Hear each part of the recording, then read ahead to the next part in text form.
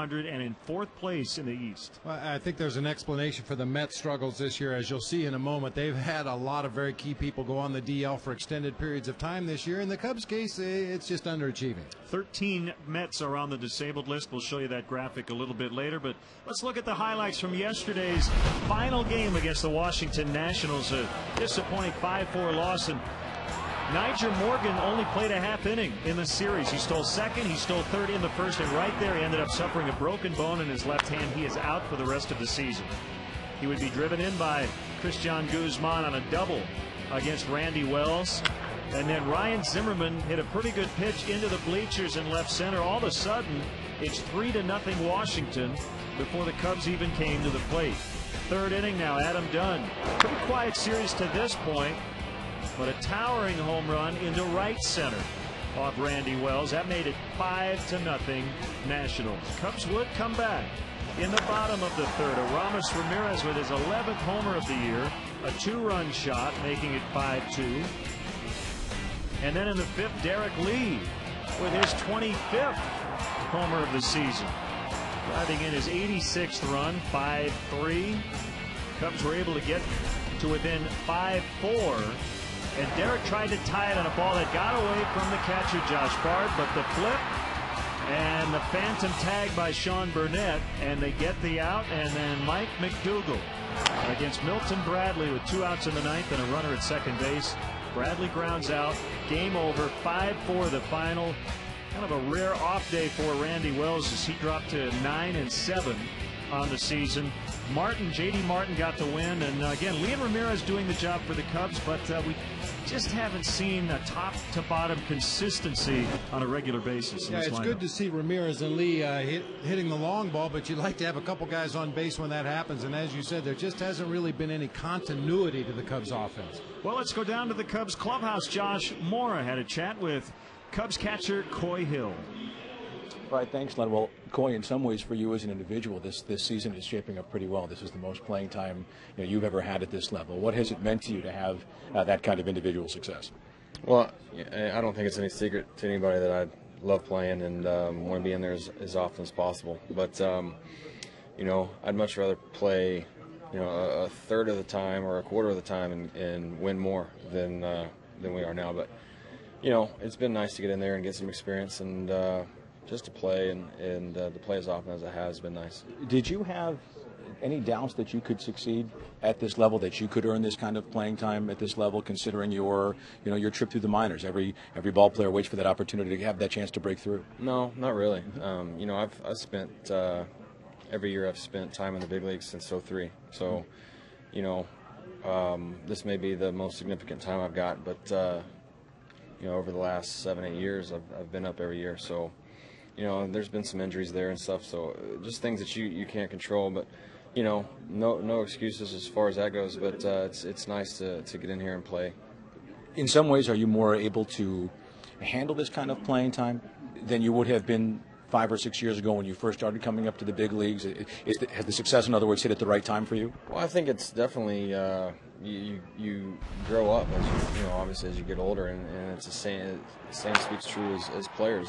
The more experience you get, the wiser you become, the more able you are to handle some of the I wouldn't say pressures, but just the everyday playing and then the stresses and what goes with it. So I would say that it's all taken right in stride. It's different, isn't it? I mean, the preparation for playing once every few days as opposed to having to play 9, maybe even extra innings, and then come back and play again the next day. Well, I think mentally, yeah.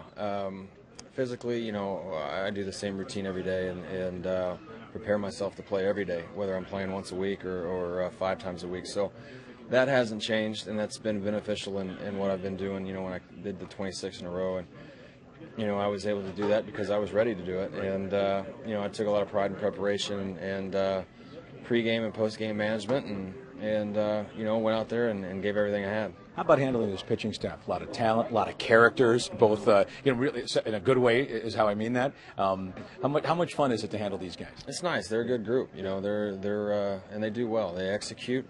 They they got a lot of heart, a lot of drive, and a lot of pieces to work with. So it's easy for me. All I got to do is have a game plan, sit back there and watch them work. The other thing about being an everyday player is, you're an everyday player for the Cubs, which is different than being an everyday player somewhere else. There are a lot of celebrities that come around. I understand you had a chance to have an occasion with Jim Belushi a couple of weeks back. Yeah, well, I was trying to talk him into coming down and playing my event for Make-A-Wish this offseason.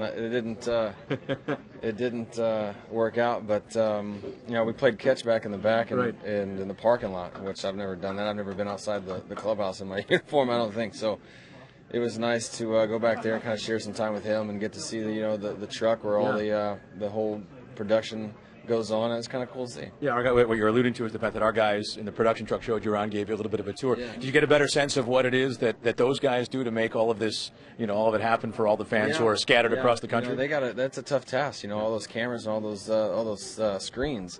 I was sitting on the bench trying to find where all the cameras are. You can't see them, so it was pretty interesting to see. Yeah, I do the same thing when I'm doing my in-game shots. Yeah. Which one is it this time? All right, last thought. You've got a month left here in this season, both for you individually and for you as the team. Where do you want to see happen? What do you want to see happen over this final month of the season? Well, you always want to win ball games. You want to get better every day. I had a coach tell me one time, and I truly believe it. If you're either getting better or you're getting worse, you're never staying the same.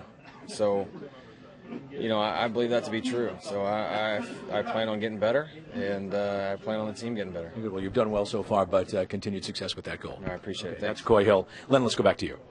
Josh, thanks very much. Good stuff from Koy Hill as the Cubs get set to play the New York Mets for the very first time here in 2009. We'll talk about the starting pitchers, lefties on the mound this afternoon.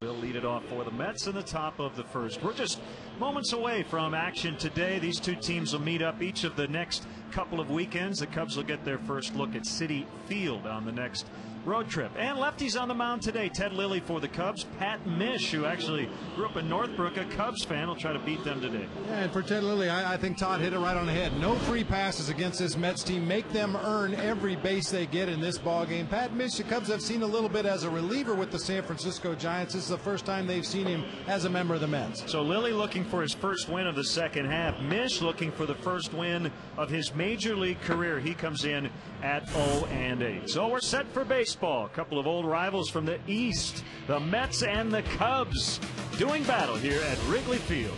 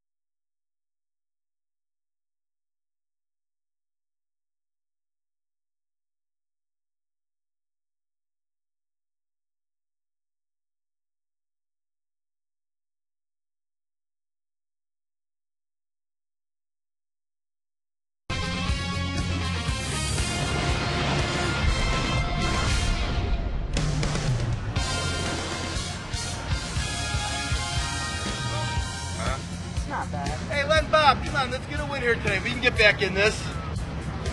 Our good friend Mike the Vendor hoping the Cubs can get back on track as they head into a weekend series against another struggling ball club. The fourth place New York Mets are in town out of the National League East. Game 1 of 3 here on Comcast Sportsnet. Hi again, everyone. Bob Brenly and Len Casper with you. The Mets are 12 games under 500. They've been a contender the last couple of years, but it has been a banged-up season. We barely fit all the names on the DL on our graphic. Injuries are always a part of every season for every ball club, but I think the Mets have a built-in excuse here if they don't finish the season strong. Not only are they missing 13 players, 13 key players, all-star caliber players. This is just a tremendous devastating hit on the Mets this year. David Wright not going to play in this series. He's eligible next week. We'll probably see him in their lineup next weekend in New York. He's coming back from a concussion. On the Cubs side of things, you have the middle of the order guys doing a good job as you look at the Mets' current National League rankings. And really not fair to judge the Mets on any of these numbers because of the first graphic we showed you, the number of key players that they have on the DL. Those middle of the order guys for the Cubs are Ramos Ramirez and Derek Lee, each hitting homers yesterday and trying to kind of carry this offense. Well, and that's basically what they've been doing all year, going all the way back to spring training. Lou Piniella said any success we have this season is dependent on our quarter infielders, and they have certainly done their job since July 22nd. Pat Mish, who's from Northbrook, Illinois, will start for the Mets. Ted Lilly will go for the Cubs, and we're going to send it down to the field. The cast from Jersey Boys will sing our national anthem. Kindly remove your caps and join Jersey Boys as they honor the United States by performing our national anthem.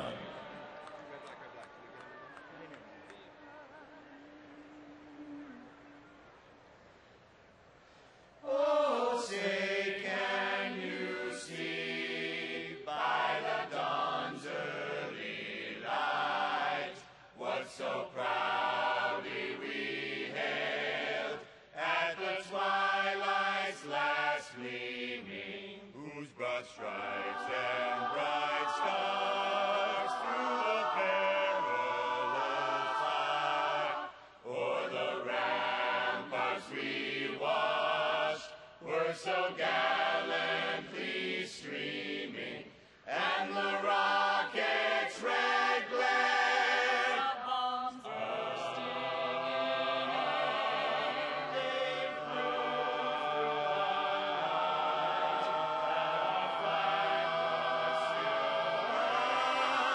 oh, say does that star-spangled banner yet wave o'er the land of the free and the home of the brave.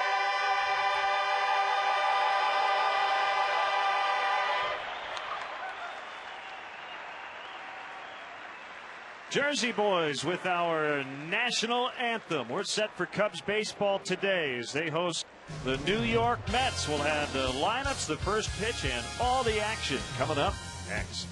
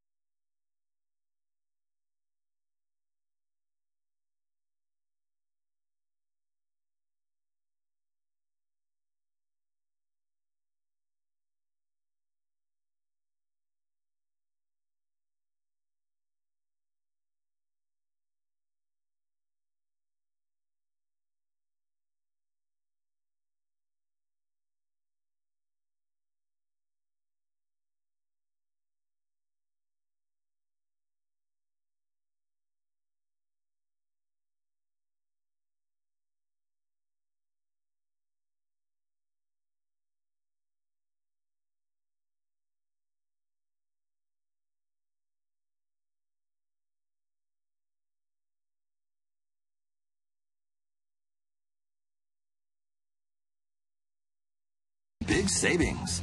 McDonald's of Chicagoland and Northwest Indiana. Honda. Test drive a 2009 Honda today at your Honda dealer. Blue Cross and Blue Shield of Illinois. Dedicated to giving you the security to experience wellness everywhere. And by Southwest Airlines. Southwest Airlines is ready when you are. Go to southwest.com. Grab your bag. It's on. here at Wrigley Field. We haven't seen much of the sun this week, but thankfully the rain has not gotten in the way. Wind is blowing in yet again. And let's look in on the Mets Southwest starting lineup. Again, they hit for average. They don't hit for a lot of power. They come in at 58 and 70. Former Cub Angel Pregame will lead it off. He's a switch batter. So is Luis Castillo. Daniel Murphy's playing first base. Carlos Delgado on the DL. Jeff Francoeur, acquired from Atlanta earlier this year, is in right. Fernando Tatis for David Wright at third. Omir Santos behind the plate. It's Corey Sullivan in left. Wilson Valdez for Jose Reyes at short. And again, the lefty Pat Mish is on the mound. Take a look at the Cubs defensively today. Soriano in left, Sam Fuld in center, Milton Bradley over in right field, Ramirez, Terrio, Baker, and Lee across the infield. Giovanni Soto will be behind the plate today for left-hander Ted Lilly. Lilly took a tough loss last time out against the Dodgers. His offense was unable to score a run for him. He gave up a couple of solo home runs in 6 innings of work, and that was basically it. Struck out 5, didn't walk a batter, but on the short end of a 2-0 loss to the Dodgers. Check in on the umpires. Mark Carlson from Joliet, Illinois, will handle the plate. James Hoy, the crew chief Jim Reynolds, and Bill Welke are on the bases.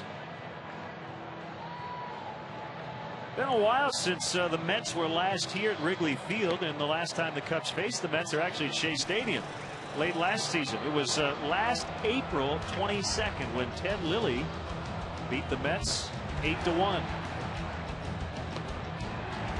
He's not here. He's not here. Not here. So he's going to be facing some guys today that he didn't see the last time the Mets were in town. Jerry Manuel, former White Sox manager. And the bench coach Sandy Alomar Sr., former Cubs coach as well. Howard Johnson, their hitting coach, a former Cub.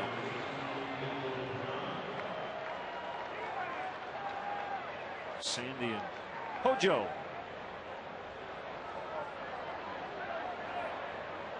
So it's Lilly versus Pregame. The wind and the first pitch is a called strike.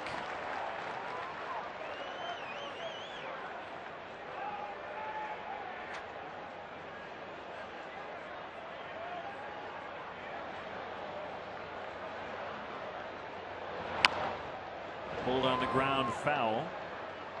Against Razor Shines, their third base coach. With this undermanned Mets offense, probably their best chance to generate anything offensively is if they can get Pregame and Castillo on base and try to create some havoc with their legs. They do have pretty good team speed. Not a lot of power, though, as you said. A pop-up on the infield for Jeff Baker.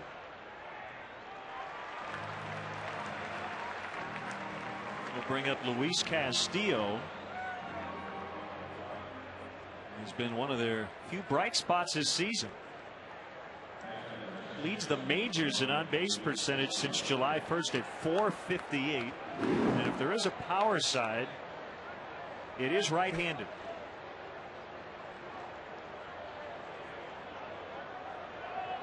.25 of his 28 career home runs have come as a right-handed hitter.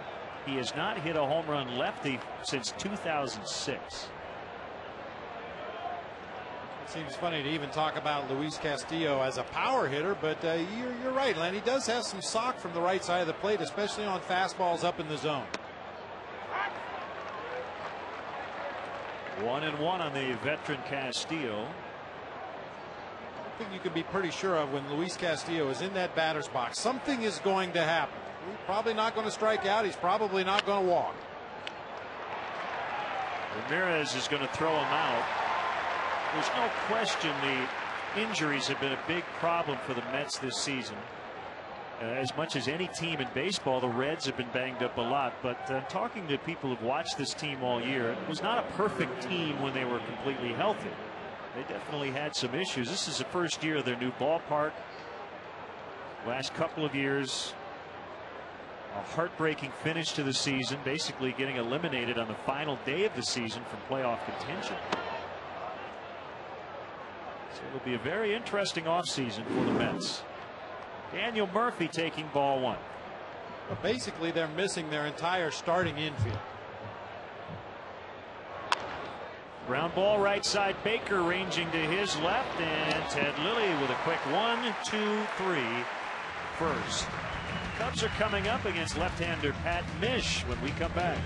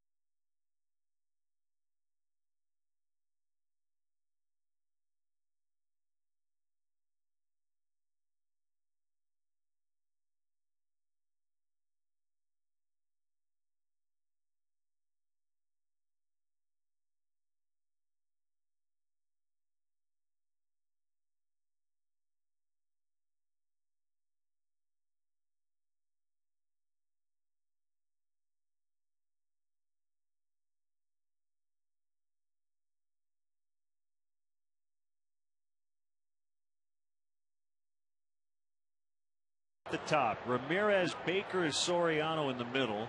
Soto, Fold, and Lilly at the bottom.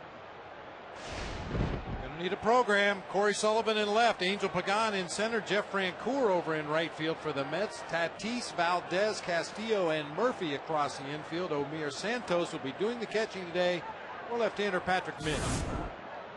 Mish recently turned 28. Terrio hits a ground ball. Valdez throws him out from shortstop position. One away. You may hear a few cheers for the Mets today because I'm sure Pat Mish has quite a cheering section. You know, he grew up a Cub fan not far from here in Northbrook.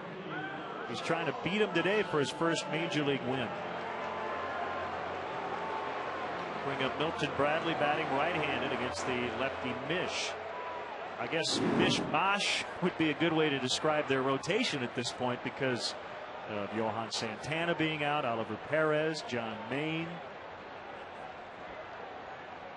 So they've had to mix and match.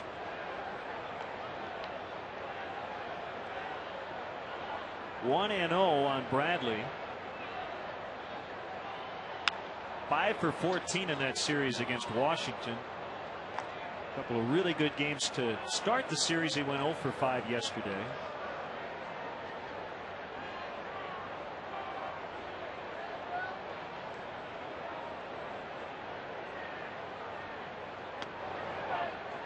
Just missed.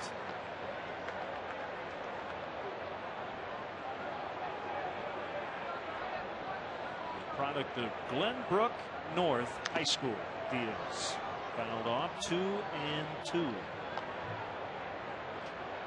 Mark Stencil from our production team went to Glenbrook North, as did Scott Sanderson. I don't know if Scott is still Mish's agent, but I know at one time he was. And he might be in the ballpark today. Fly ball to right. Francoeur going after it. It's going to land on the warning track. It looked like Francoeur thought that ball might leave the yard. It landed right on the track. And it's a double. Well, the little bit of wind that we have here at Wrigley Field today blowing kind of toward the first base line in from center field. It might have pushed that away from Francoeur a little bit, but I agree with you. It looked like he just got a slow jump on that ball. Either he thought it was going to slice foul or it was going to get out of here. Clearly you can see it dropped right in the middle of the warning track.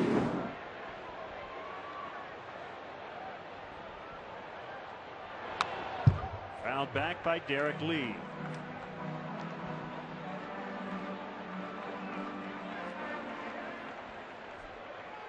Derek receiving the Heart and Hustle Award from the MLB Players Alumni Association.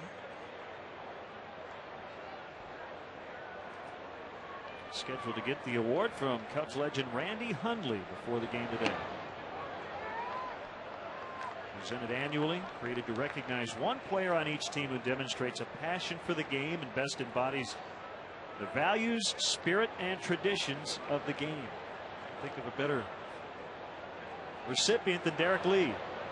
1-1 hit on the ground through the hole on the left side. Bradley's going to be sent. He'll easily score, and it's 1-0 Cubs. Throw to second, and Derek is called out. Trying to take that extra base. As Tatis cut it off and gets Lee at second. Did knock in his 87th run of the year.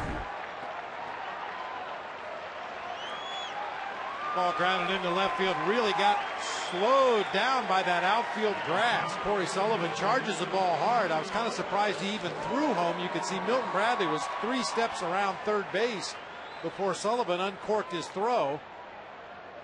And it cut off and relayed to second base just in time to get Derek Lee.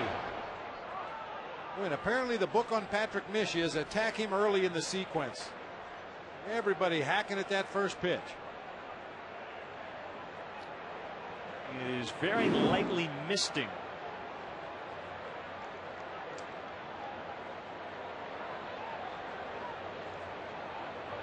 One strike on Ramirez. It's hammered foul.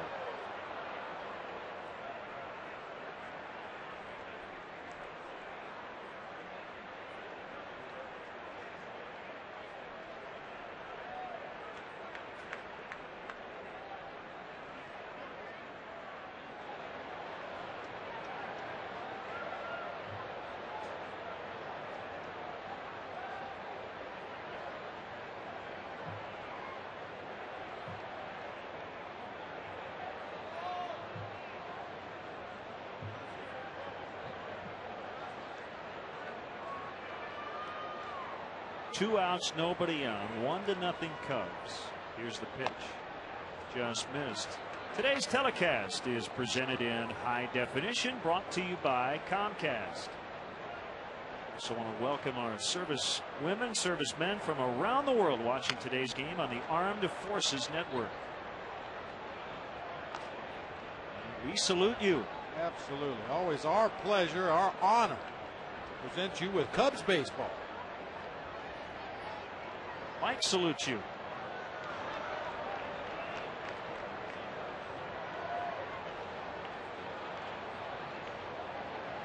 The 1-2. Mish off the mound. He'll underhand to Murphy for the final out. 2 hits, 1 run. The Cubs strike early. It's 1-0 after 1.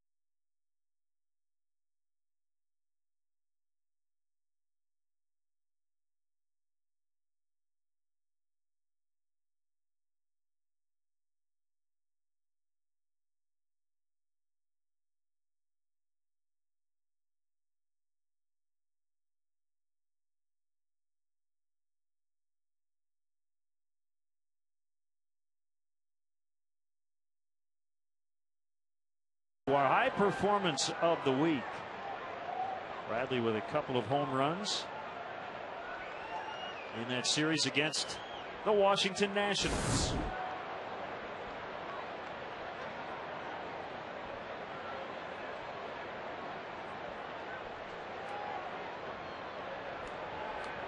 What is that? Not quite sure, but pretty good. Francoeur deep to left. It's going to be over Soriano. In and out of the vine, so he'll have to pick it up. And that's a two-base hit for the former Brave. Well, and I think more so than any other hitter in this reconstructed Mets lineup, you do not have to throw Jeff Francoeur a strike. That's a letter high fastball up and out over the plate, a line drive off the wall in left field. He struck out 71 times this season. He's only walked 17 times in 469 at bats. Don't have to throw him a strike to get him out.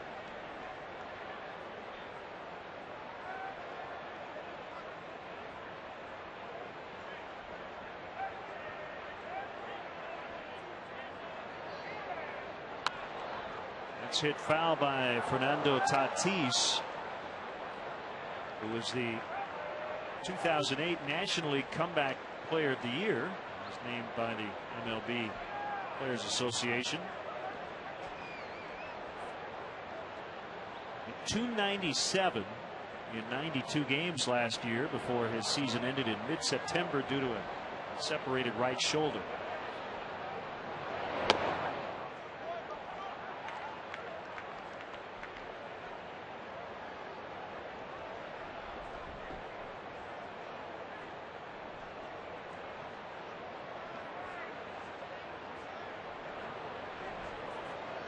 When the Mets still had some semblance of their starting lineup on the field, Fernando Tatis was a real good pinch hitter for Jerry Manuel early in the season.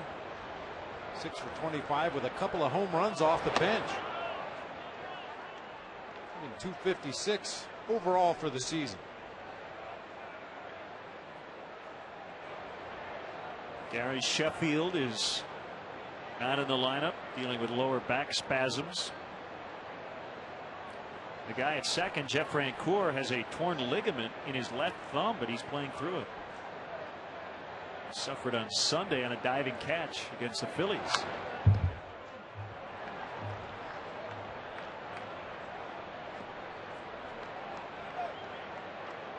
You have so many guys go on the disabled list over the course of a season, and it makes you back up and wonder about your preparation for the year. Did we do everything we possibly could do in spring training? Is our daily routine something that is conducive to keeping our guys on the field as best as possible? But sometimes there's just no way to explain it. Freak injuries, unusual things that happen out there on the field, sometimes existing injuries that flare up. That's going to drop for a hit. Francoeur is going to be held with nobody out. They're at the corners for Omir Santos, the catcher. Well, not only have they had a very tough year injury-wise, they've had some strange plays. How about Sunday? To end the game, an unassisted triple play. Francoeur lined into it as Eric Bruntlett forced the runner at second, tagged the guy running from first. The second time it's ever happened. That's the danger of starting both runners at first and second with nobody out in the inning. It happens very infrequently, but that's the one major concern you have, starting the runners at first and second with nobody out in the inning. The thing I seem to notice on a lot of triple plays, you know, not the ones where ground ball to third, step on third, throw to second, throw to first, is usually the guy who either does it by himself or the guy who gets the final out. They look around like, is that it? Because it's so unusual.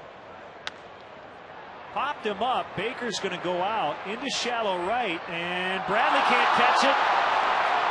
And the Mets tie it up. Baker peeled off at the last second, and then Bradley could not put it away.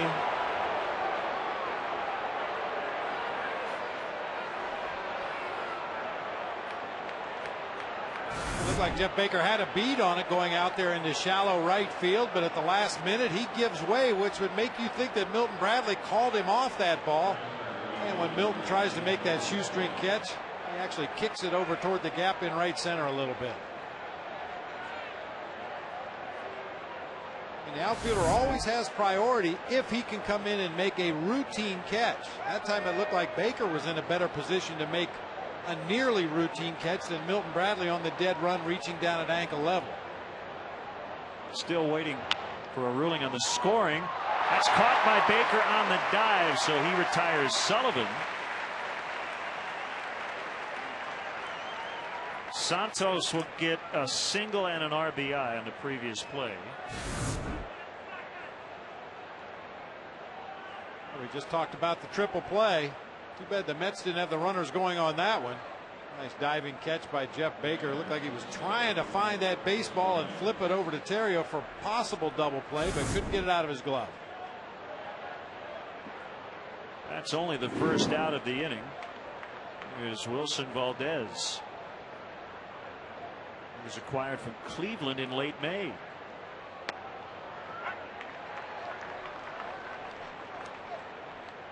With the 13 guys the Mets have on the DL, I read in the New York Post they estimated about $88 million in payroll is currently on their disabled list. Now, having said that, yesterday they scored 10 runs and had 17 hits in beating the Florida Marlins 10-3. All 8 starting position players had at least 2 hits. Anderson Hernandez, the number 8 hitter, had 3. At the end of May, they were 7 games over 500, but you see what they've done lately. Their ERA about a run higher than earlier in the year, and scoring less too.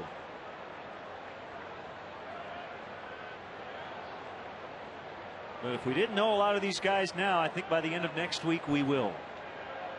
These two clubs will play 6 times coming up. When you think about the Mets moving into their new ballpark this year, and I'm sure they wanted to make a big splash on the field, not only because of the field, but on the field. And if you look at the talent they had assembled this year, I don't think there's any doubt everybody thought the Mets were one of the teams to beat in the National League this season. But with the injuries and the ineffectiveness, it has just been a miserable inaugural season at City Park. Remember, 2 years ago they blew a 7-game lead with 17 to go. Last year it was 3.5 with 17 left. And we're on the outside looking in. Ramirez, nice barehanded play to get Valdez. Second and third, but 2 outs. And the pitcher Mish coming up.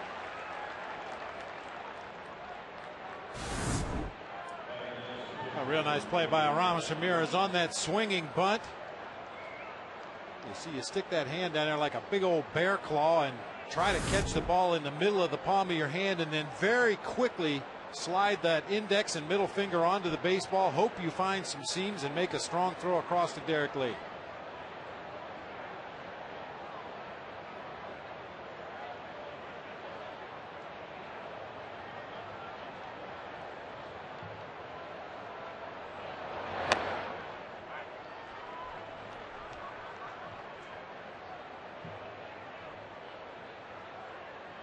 So to test our abilities as announcers today, the pitch to Mish. I'll let you handle it. Okay. I think we're going to call him Mitch a few times. You saw his career numbers, 2 for 20 lifetime as a hitter. And this season, he's only struck out 2 times, though. That's pretty impressive for a pitcher that doesn't get a lot of at-bats. You usually expect those guys to strike out about half the time, but only 2 punch-outs in 19 at-bats this season. The 0-2 from Lilly. This time he strikes out looking, and that ends the inning. 3 hits and a run to tie it up. It's 1-1 after an inning and a half.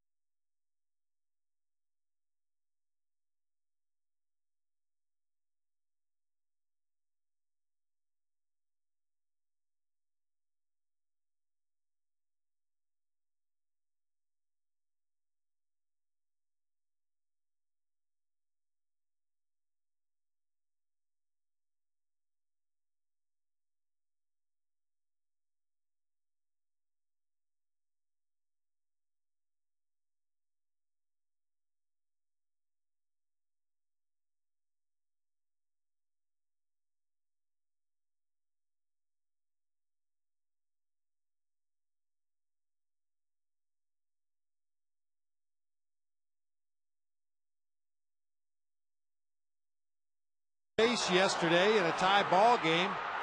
You can clearly see the play at the plate. The tag was applied with the glove. The ball, however, was in the bare hand of Sean Burnett. It was a run that should have gone the Cubs' way, but did not. At worst, the Cubs could have tied that ball game up. And if you think back further in the game, earlier in the game, when Niger Morgan was apparently tagged out at second base on his first stolen base in the first inning, the Cubs could have won that ball game if those two calls had gone the proper way. Well, a rough series for Morgan.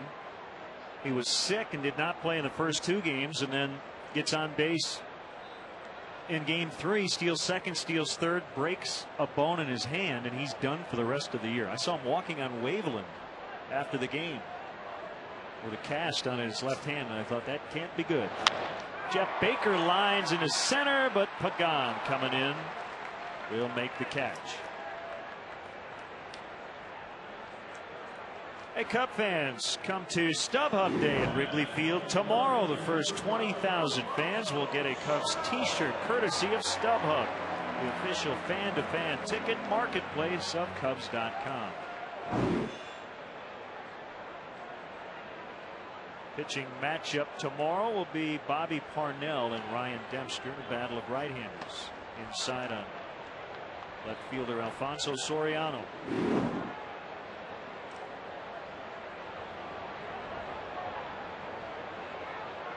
Mish on a 1-0. Short right, Castillo's out, and it's going to drop right in front of Frank Koy. He had 3 guys in the vicinity, but well placed by Soriano.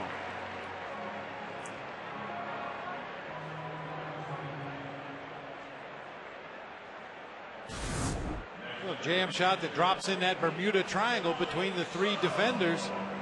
Cubs will take their hits and base runners any way they can get them. I do have to wonder if Frank Koy, if he didn't have a torn ligament in his left thumb, might have laid out for that ball. We've seen him lay out in the past. As a member of the Atlanta Braves, he has no fear about throwing his body on the ground or into a fence to attempt to make a play. Giovanni Soto looks at ball 1 outside.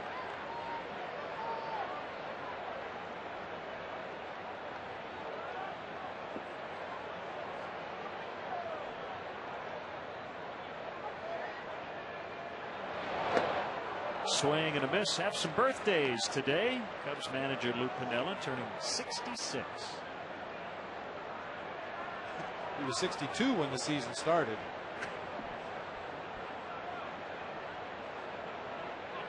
Randy Wells, who pitched yesterday, turns 27 today.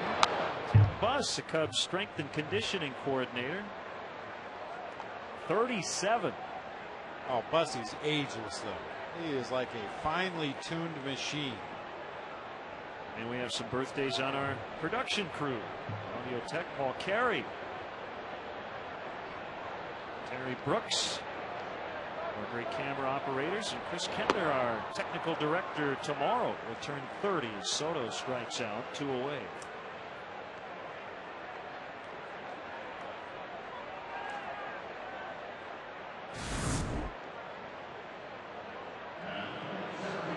Up out of the strike zone, actually over in the left-handed batter's box. We've talked about Giovanni Soto since his return from the disabled list. He looks like he is really pull happy. Front shoulder, front hip, everything's gone. Pitches from the middle of the plate away, especially off-speed pitches from the middle of the plate away, really give him trouble. Pulled away foul by Fold. What Lou has basically done with Reed Johnson on the DL is use Fold in center against lefties instead of Kosuke Fukudome. He has had some problems against lefties. Short lead by Soriano. And the 0-1 inside. 69 degrees when we got started. The wind out of the northeast today at 7. And we had just a very light mist a few minutes ago, but I think we're in good shape at the moment. Well, like you say all the time, we take our cue from the fans that are sitting down at field level. Didn't see one umbrella pop out, so that light mist did not last very long. We mentioned it because felt it a little bit up here in the booth with the wind blowing in. And I didn't moisturize this morning, so it actually worked out well. Could have been that flop sweat I had going for the Open today.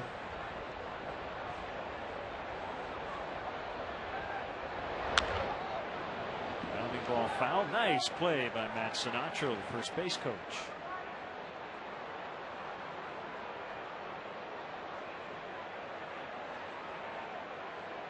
Fuld hitting just 200 against lefties, but not a lot of chances. 3 for 15. Fukudome at 186, 8 for 43.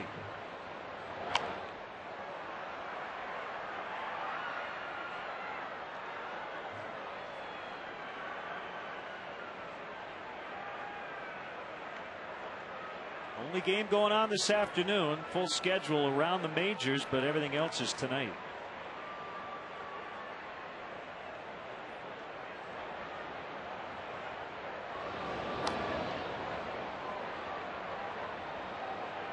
It's a Chicago-New York weekend. White Sox are in the Bronx tonight against the Yankees.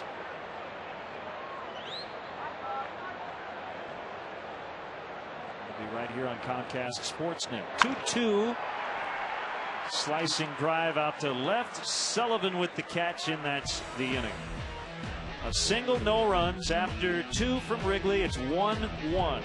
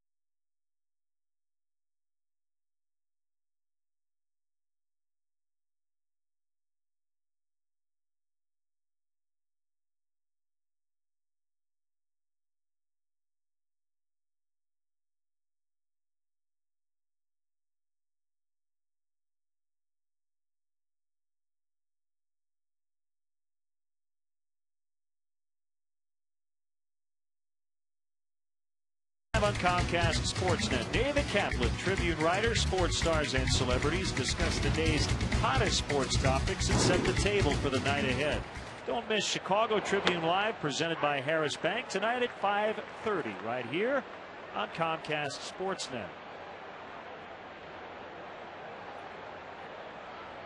Angel Pagan with an 0-1 count. Make it 1-1. You may remember a 2-homer game he had on his 25th birthday against the White Sox here at Wrigley Field. That was July 2nd, 2006. First 2 homers of his major league career, both off Cliff Polite. He hit 2 homers again this past Sunday against the Phillies. One of them was an inside the Parker. In spacious Citi Field. Smacks that ball the other way into right for a leadoff single. Don't see a lot of inside the Parkers. Came on the same day as the game-ending triple play. Kinds of weird stuff happening. Everything looks pretty routine up until that point, but then Shane Victorino's not sure what to do with that baseball stuck under the fence. Oh, Labadia said, pick it up. Well, we know about Angel Pagan's speed. That is something that has always been there for him. He's had his share of injuries, or had his share of injuries as a member of the Cubs, but when healthy, he can run with the best of them. I'm sure Victorino later asked for a ruling on what do I do next time. Lily's going to check on Angel. That is something that normally you go over the first game of every series when you go to a new ballpark, especially a brand new ballpark. Talk about the ground rules, look at the nooks and crannies, areas where a ball might get stuck, where it might leave your field of vision, and make sure that you know what the ground rules are before the game starts. Inside on Castillo. I want to send their best wishes out to our good friend and former employee here at Wrigley Field and security, Joe Blaha. He watches Cubs baseball every day. Worked here for 17 years. Another throw to first. And even with his good speed, Pagan 11 out of 17 this year in stolen base attempts. I'm not sure how many of those were broken hit and run plays and how many were just straight steals where he was thrown out at second.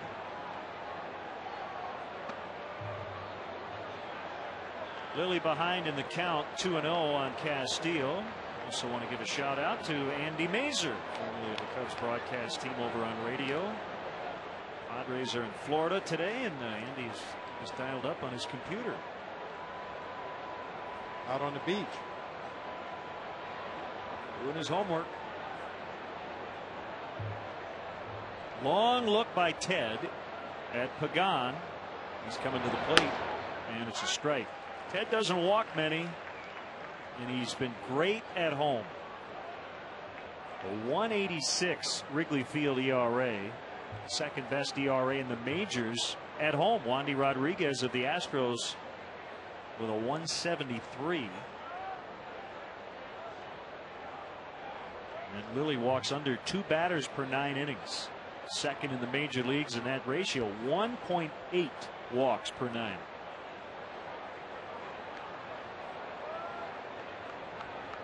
It's really amazing when you think Wandy Rodriguez, a left-hander pitching in that bandbox down in Houston, facing a lot of predominantly right-handed hitting lineups, and Ted Lilly pitching in what is considered by most to be a very friendly hitter's ballpark. Able to post the 2 lowest home ERAs in the National League.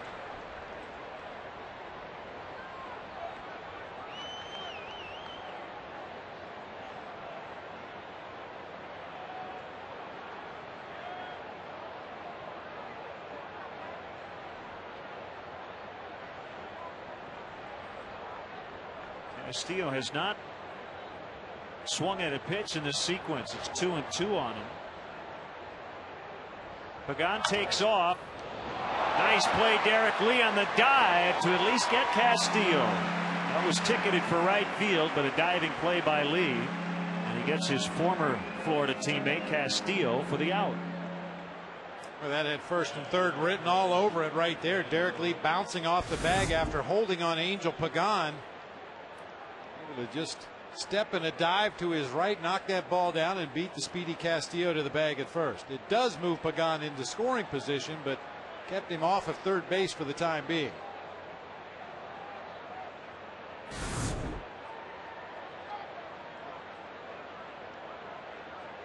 And before Murphy bats, Giovanni Soto out to talk it over with Ted Lilly. Murphy's been hot. He's hit in 12 of his last 13 at a 352 clip.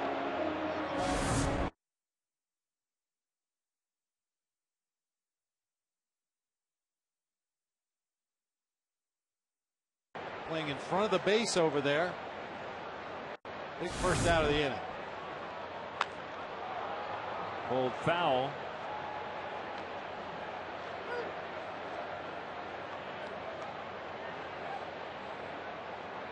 Murphy's batting in that coveted 3 spot, but he's hit in every spot in the lineup.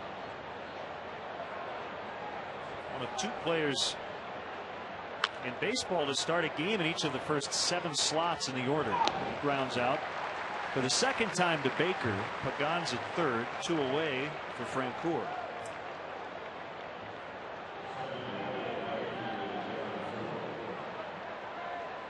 once again, I didn't even have a chance to get it out of my mouth in his first at bat of the ball game. Watch the first pitch. You don't have to throw this guy a strike.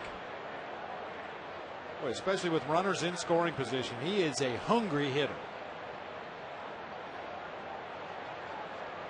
Came over in the Ryan Church deal on July 10th. Hitting .316 in August and fouls away. Been much better offensively as a member of the Mets. There's one guy, Len, you know, we talked a lot about it when he was a member of the Atlanta Braves, a hometown boy, came up through the high school ranks there in Atlanta. Ramirez picks it up and throws out Francoeur. Yeah, maybe that change of scenery did Francoeur some good. They leave Pagan at third. It's still 1-1.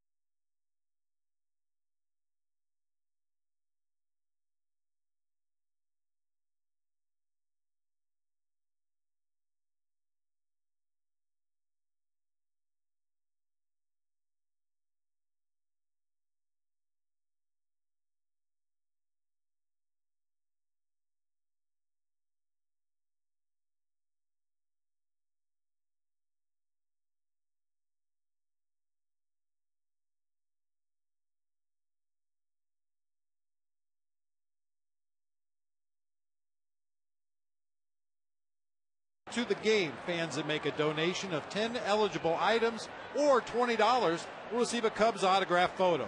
Limit 2 per person while supplies last. All proceeds benefit Lakeview Panthers.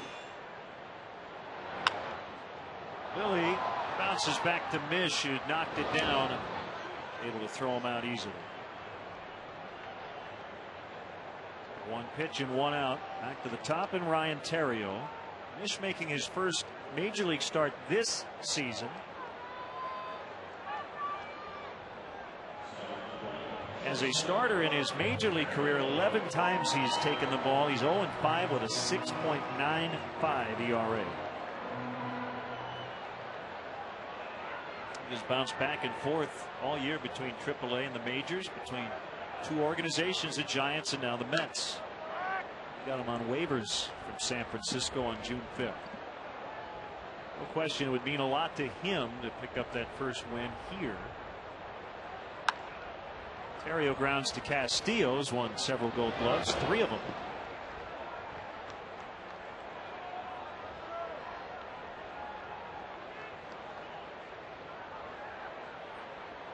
I think he'll be remembered for this play, kind of like the Bill Buckner play back in the '86 World Series. But man, Luis Castillo dropped an easy pop-up at Yankee Stadium in the bottom of the 9th. Turned a Mets 1-run lead into a Yankees 1-run win.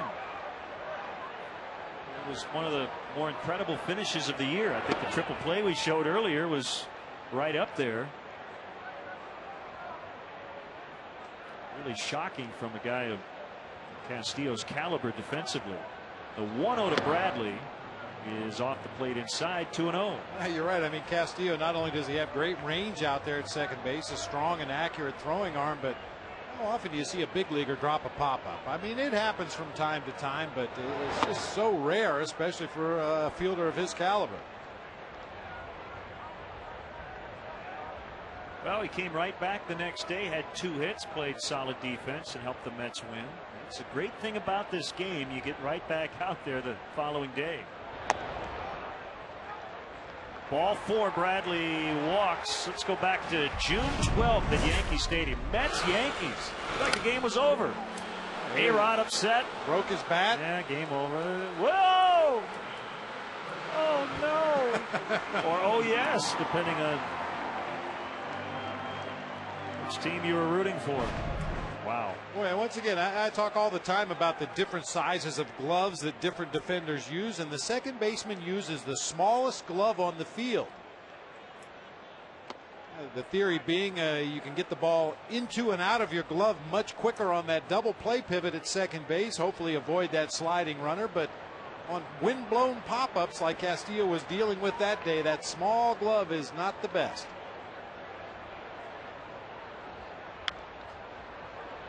Bounced foul. Well, that's the thing about interleague play. I mean, if that play had happened in the Cubs-White Sox series, I mean, it'd be remembered forever. Oh, yeah. As it will be in New York.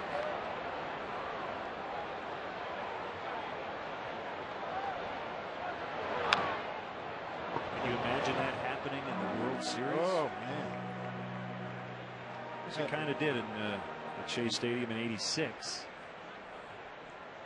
Mets fans probably are already calling that the drop. That's all you have to say. They know exactly what you're talking about. You remember the drop back in '09? Oh, yeah.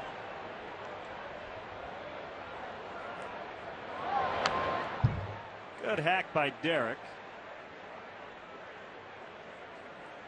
See, that's one good thing for guys like myself who made errors with regularity. Yeah, no big deal. Hey, dropped another one.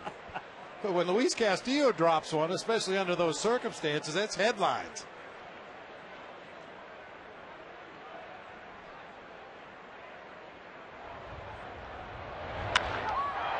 Drilled in the left base hit. A 2-out walk and now a single. Lead 2 for 2. Ramirez will come up. Derek right on top of it on an 0-2 pitch. I'll tell you what, Len, watching Derek Lee over the last couple of weeks, he's been swinging a hot bat, but just the last couple of days, it looks like he is really seeing that ball well, getting that bat to the hitting zone quickly and really driving the ball. He's had a great year.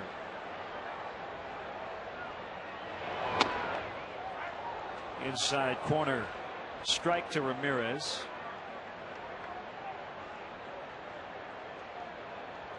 Who's also put together an excellent season. The problem is there's 50 games on the DL. Left center, Pagan going after it. He's going to leap and make the catch on the warning track. That ball took off, but Pagan was able to flag it down. Cubs lead 2. It's 1-1 after 3.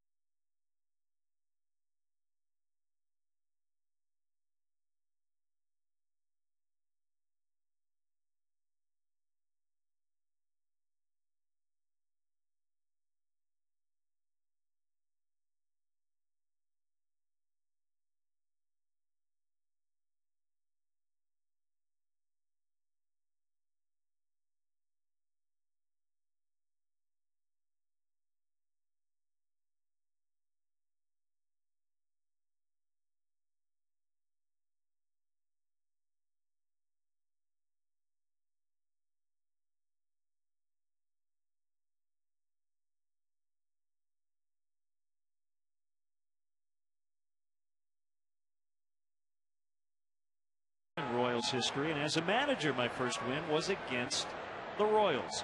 Who am I?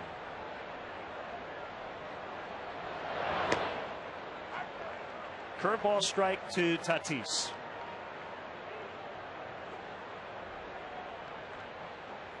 The answer coming up. Like those two-tone helmets? Yeah, those are pretty slick. Yeah. 0-2. As long as they work. And David Wright may have an argument with that. Yeah. Beaned by Matt Cain, and Wright I think is eligible September 1st, so early next week. First would be Tuesday.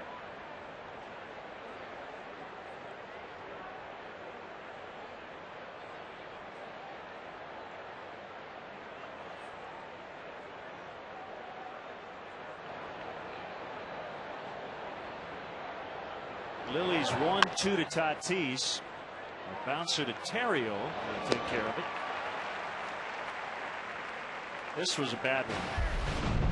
I guess he didn't even want to go on the DL. Oh, really wasn't an option. Occasionally we talk about glancing blows and taking it at an angle, getting your head turned so you don't take the full brunt of it. He took that one just above the ear. And it doesn't sound like he's going to play every single day when he comes back. The Mets are going to keep very close tabs on him. And, obviously you have 13 guys on the disabled list. You can take your pick as to which one was the biggest loss, but I'd have to say David Wright was probably their biggest loss. Dropped by Soriano. Well, we just showed you the Castillo drop. And that'll be an error on Alfonso. First error of the day for the Cubs, but you had the play out in right earlier. That was the ball that was dropped. There was no hop, and it just hit his glove. Just didn't catch it. Look, he might have taken his eyes off the ball just ever so slightly at the very tail end of that play. Looking all the way into the glove.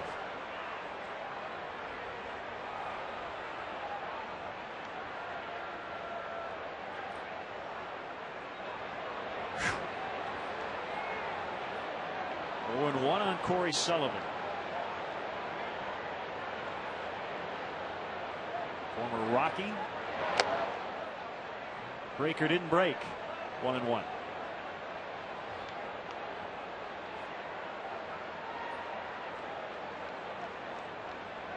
think Sullivan's going to try to lay down a bunt, but 3 years ago as a Rocky set a major league record for sack bunts in a 2-game span. 7. That's incredible. Well, depending on where you're hitting in the lineup and the game situation, if that guy in front of you gets on base to start an inning in a close ball game, especially I don't know for sure the circumstances, but especially against a left-handed opposing pitcher, it makes a lot of sense to have that lefty put down a bunt rather than try to battle against a tough left-handed pitcher. I do remember that year the Rockies were sack bunt happy. Let's put it that way.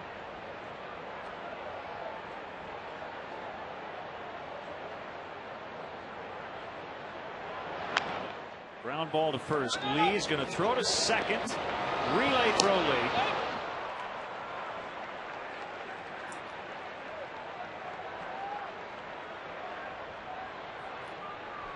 Two away with Valdez coming up.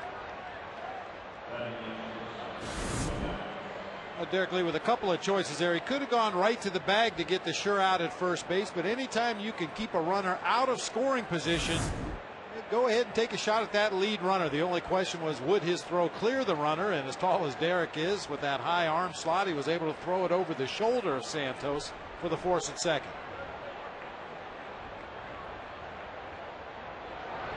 And where can you find great information about the sack bunts? In the New York Mets information guide, which is 657 pages. Otherwise known as the Manhattan phone book. They've been around since. Look at that thing. 1962. The Cubs media guide. They've been around since 1876. 370 6 pages side by side.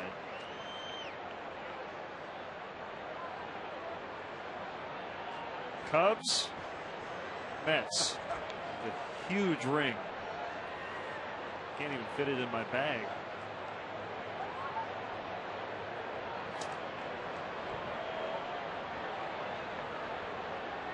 Swing and a miss. Ball and 2 strikes.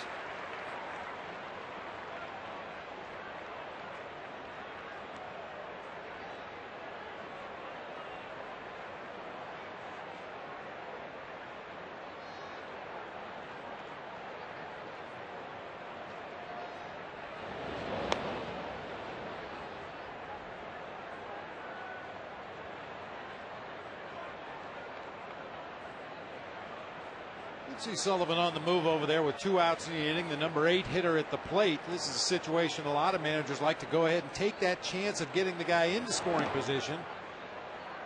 Oh, you can't do that. No, you can't. You cannot touch the baseball with any other piece of your equipment other than your glove or your bare hand. That time it looked like Gio touched that ball with his mask. I'm surprised nobody has not to argue that one. Well, Mark Carlson was right there watching it.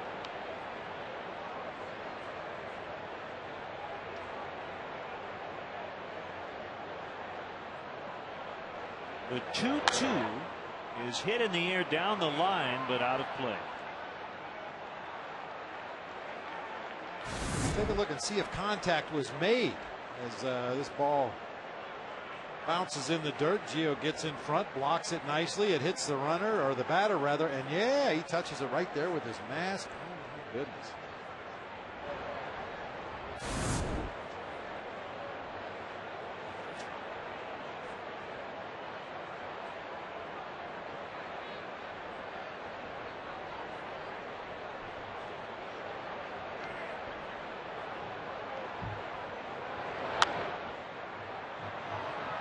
Also foul right off the back of the bullpen mound.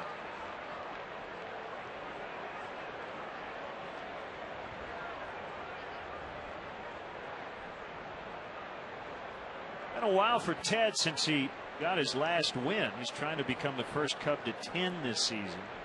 It was July 11th here against St. Louis. That was 4 starts ago. 16 quality starts out of his first 21. That leads the team. The win today improved to 6-1 at home. Another 2-2 to Valdez, in on the hands, fouled back.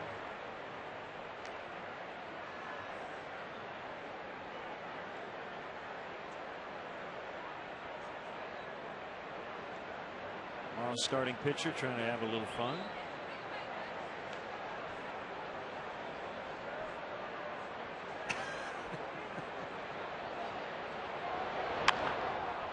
Floated out into left over Terrio for a base hit. Now that non-call on Giovanni Soto is significant now. Because according to 7.05J of the rule book, if a fielder deliberately touches a pitch ball with his cap, mask, or any part of his uniform detached from its proper place, which was the case with Giovanni Soto, it's 1 base. So that would have put the runner into scoring position before that base hit by Valdez, and the Mets possibly could have pushed across the go-ahead run. Here it is once again. That piece of equipment is detached from its proper place, and he touched the baseball even if it was incidental contact. And does it say intentionally? Deliberately. Deliberately. So I guess that would be the question. I guess that's deliberately. Like he deliberately touched it to me. Yeah, I would agree. Yeah, they got a break. I guess the lesson there, Bob, is don't even let the umpire try to determine whether it's deliberate. Just don't do it. Yeah. And I'm sure that wasn't his intent, but just kind of happened that way. Unfortunately, Cubs get a break. And that's part of the reason why catchers are taught that when a ball does get away, throw your mask out of the way.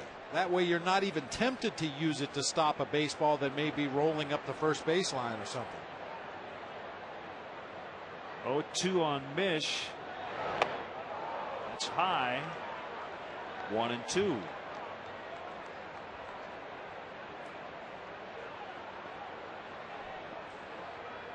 It's Pagan on deck. He's 1 out of 2. Really trying to get the pitcher and get out of this inning.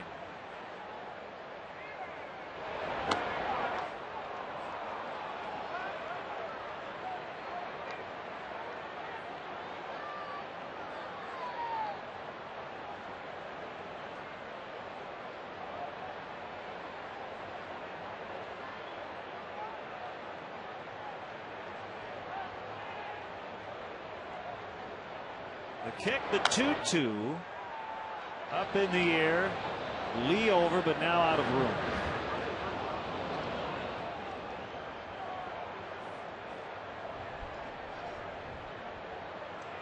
Wind blowing a little more briskly as this game has moved on, and really coming in pretty much straight from left field now. Helped push that ball up into the seats and away from Derek Lee.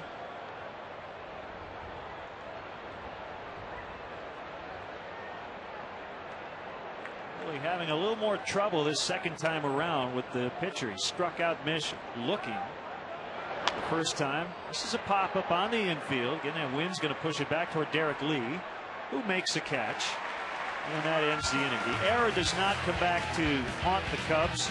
An error, a hit, 2 left, 1-1 midway in the 4th.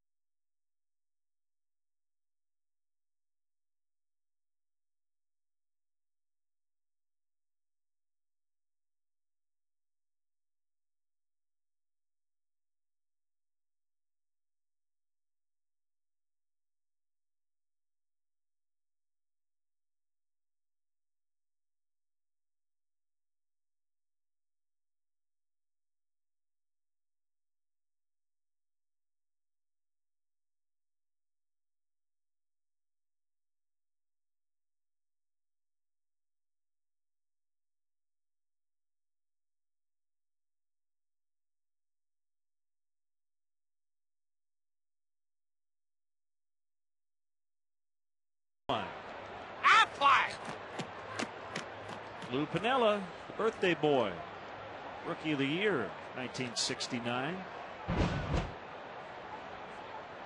Good batting average on his birthday as a player, .323 with a couple of bombs. Team hasn't always presented him with a good birthday present.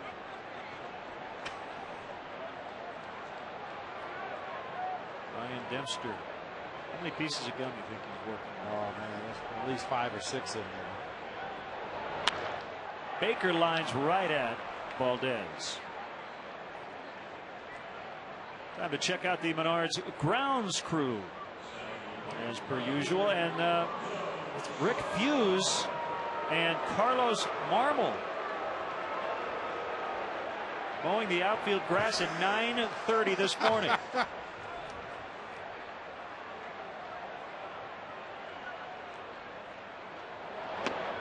At that pace, it was going to take a while to mow the outfield. I think he definitely figured it out and got done a lot quicker than it looked from that clip.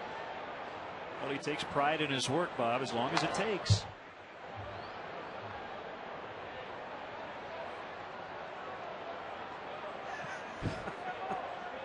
The time of his life. Let me tell you something. I've driven the mower in the outfield before. It ain't that much fun.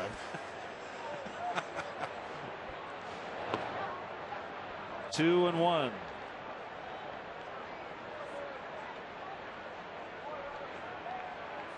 I expected to see his initials carved into the outfield grass or something.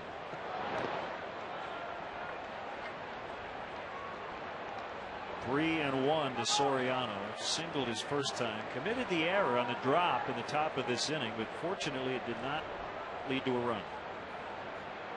Uh-oh. Divot. Turned a little too sharp there. Ball 4.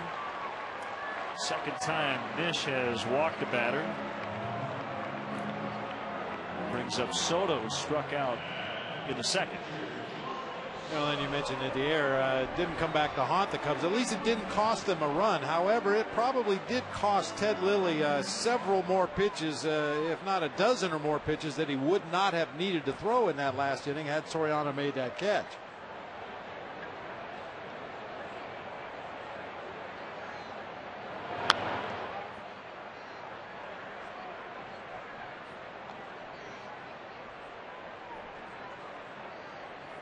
The pitching matchups later tonight, that White Sox-Yankees battle, Burley and Sabathia. Hasn't gone all that well for Mark Burley since the perfect game. Sabathia will be looking for his 16th win. Tommy Hanson at 9-2 for the Braves against Pedro Martinez of the Phillies. Pedro's 2-0. Tim Hudson expected to be back in the Atlanta rotation on Monday.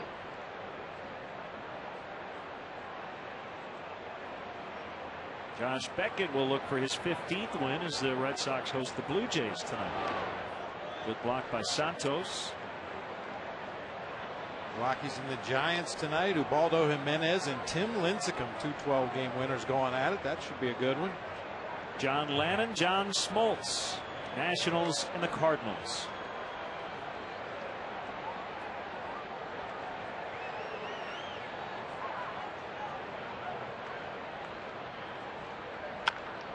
Lined at Valdez, throw to first, safe.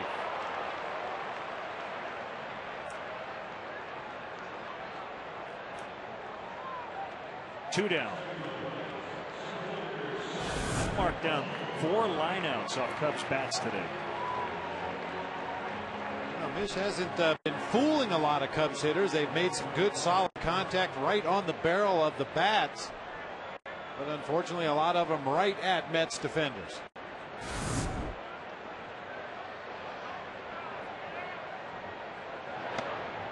Ball strike on Sam Fuld.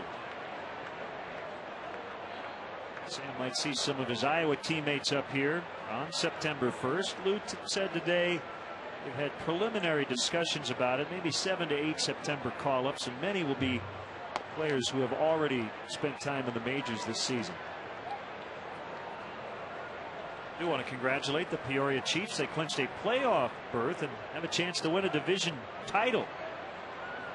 They've won 9 of their last 11.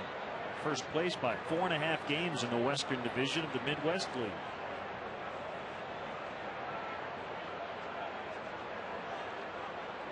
At AAA, Andres Blanco. I would guess he would be one of the call-ups.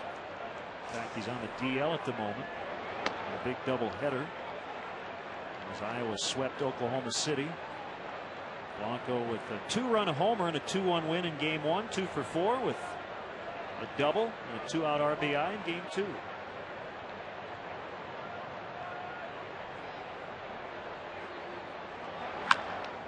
Fly ball left field. Sullivan underneath, and that's it. We've completed 4 from Wrigley Field. Game 1 of a 3-game series. It's a 1-1 tie.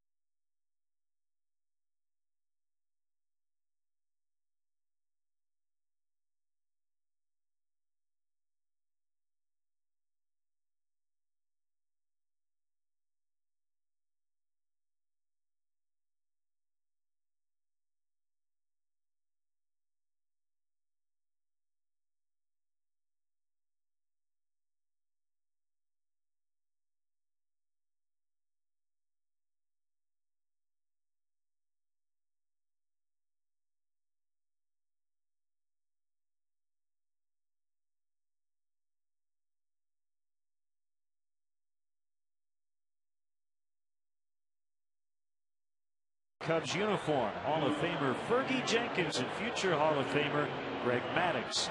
For a limited time only, Cubs fans can purchase their very own commemorative painting of Jenkins and Maddux. Each painting is signed by the artist and individually numbered. Order yours today at Cubs.com.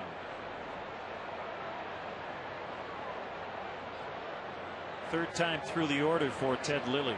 Pagan, Castillo, and Murphy. In a 1-1 game here in the fifth.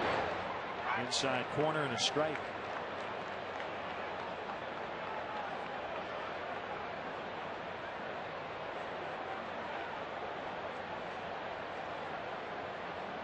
So just a game over 500. And right now 9 back of the first place Cardinals, only 2 ahead of Houston for second.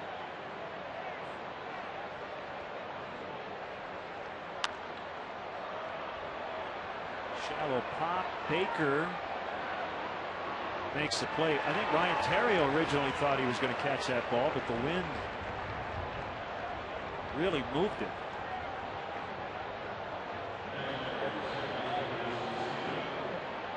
An heads-up play by Ted Lilly. You'll see both middle infielders for the Cubs, Ryan Theriot and Jeff Baker, going after this pop-up. Nobody at second base. Theriot kind of starts to head in that direction, but when Ted Lilly saw there was nobody coming to bag, he had nothing else to do, so Teddy ran out there to cover second.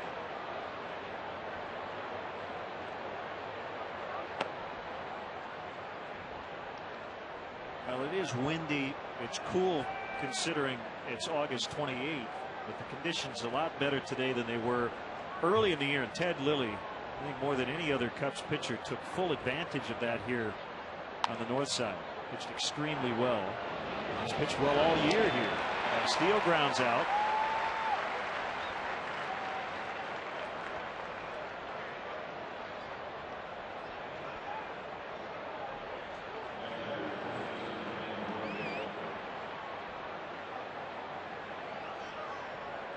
Ted, in fact, has won 5 in a row here at Wrigley.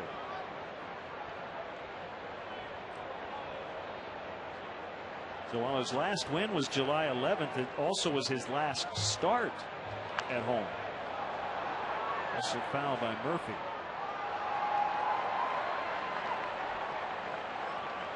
No walks.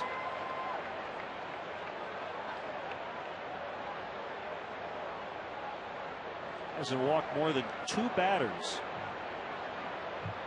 since walking 3 on May 29th.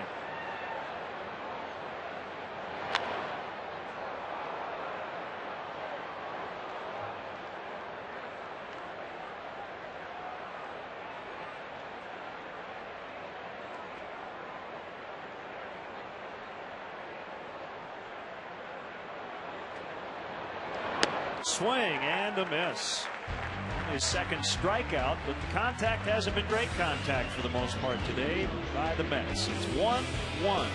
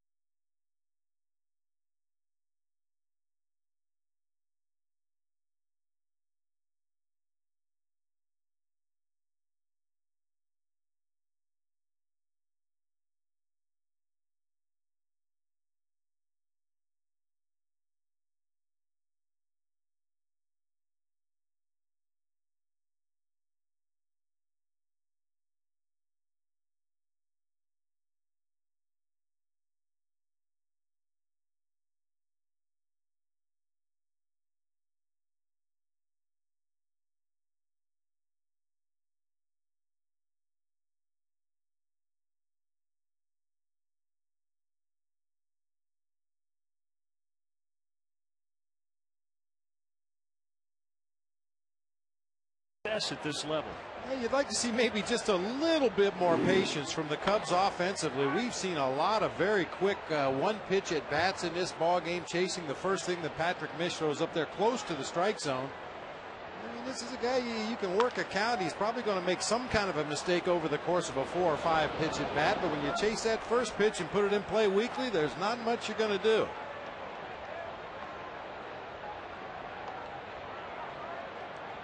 Lilly grounding out. Terrio steps in, and at 0 for 2 today, and on the homestand just 1 out of 15. And it's been a busy man. He has appeared in now 124 of the Cubs' first 126 games, taking his time to let the pitcher get back into the dugout.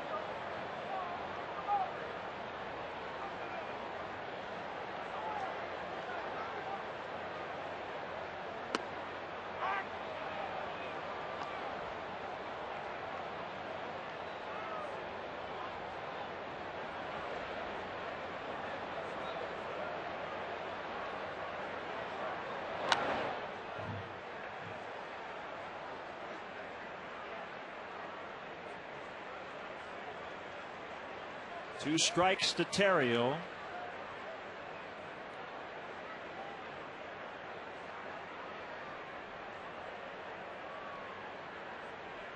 Mish gets the signs from his catcher Santos, and we'll do it again. Red Sox infielder Nick Green pitched last night against the White Sox, who actually won the White Sox won the game 9-5, but Green pitched 2 shutout innings. His fastball was at 90. He did walk 3 but didn't give up a hit. Not bad. Very impressive.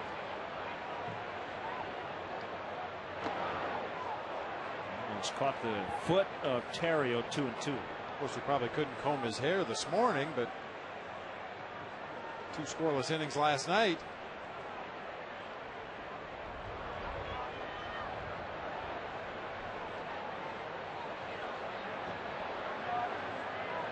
Kobe Ellsbury left that game with a high left ankle sprain.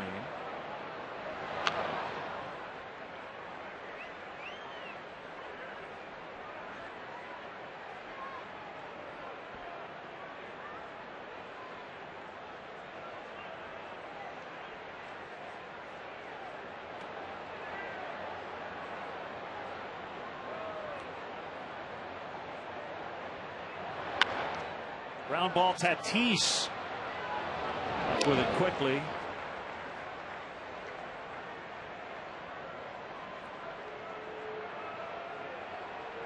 Hey fans, this Sunday is Discount Tire Day at Wrigley Field. Don't miss the action as the Cubs battle the Mets at 120. 9 lucky fans with their ticket stubs will win a free set of tires, compliments of Discount Tire Company, America's largest tire store since 1950.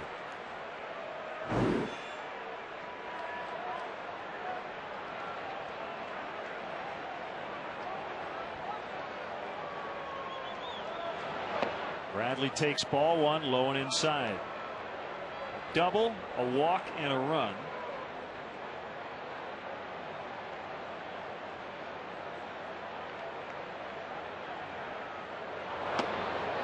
Called strike 1-1. Pat Mish went to Western Michigan University. I believe they're the Broncos. He was a pretty good soccer player as well as a baseball player at Glenbrook North. Tap to third. Tatis coming in, not going to make a throw. So an infield hit for Bradley.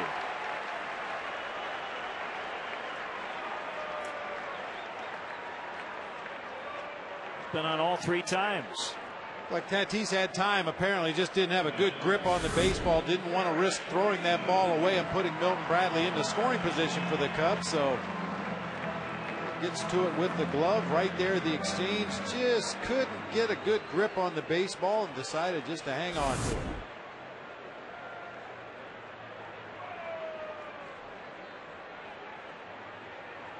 Derek Lee 2 for 2 with an RBI. The Cubs a 1-0 lead as he sent Bradley to the plate in the first inning.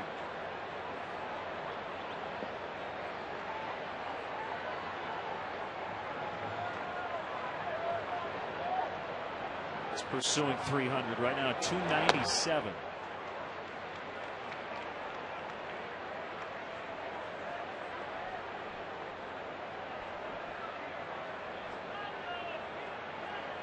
Just watching Derek swing the bat the last couple of days, I think if Mish makes a mistake over the plate somewhere, Derek might take him out of here.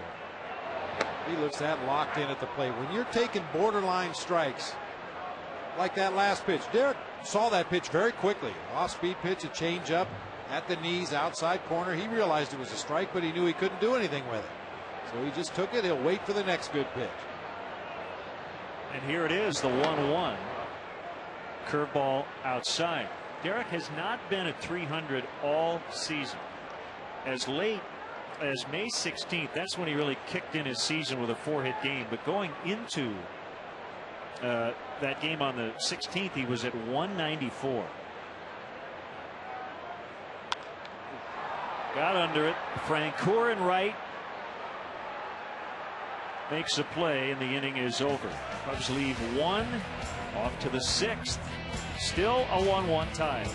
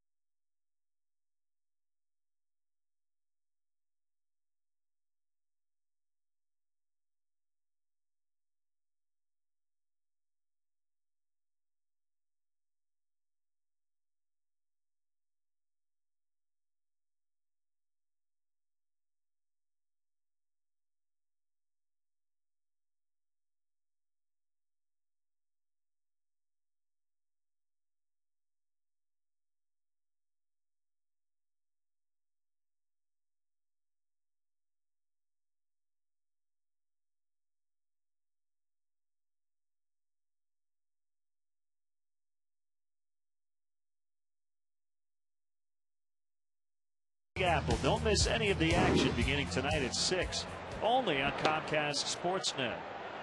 Jeff Francoeur taking the first pitch for the first time in his 3 at-bats.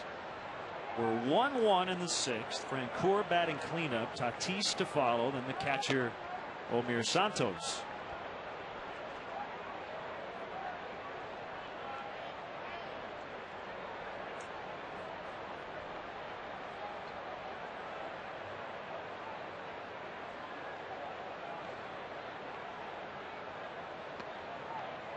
A strike popped out of the mid of Soto, but Mark Carlson got a good look at it. 2-1. We've already talked about Francoeur in this ball game. He loves to swing that bat, and the harder you throw it, the better he likes it. Usually the plan of attack against Jeff Francoeur, other than keeping the ball out of the middle of the plate, is to go slow, slower, and slowest. Terrio throws him out. Hey, Cub fans want to throw out the first pitch at Wrigley on September 30th. Well, how about taking some swings inside the Cubs batting cage and maybe playing catch with a friend by the ivy? Your friends at MetLife want to help make that happen. Visit Cubs.com/MetLife to enter for your chance to win.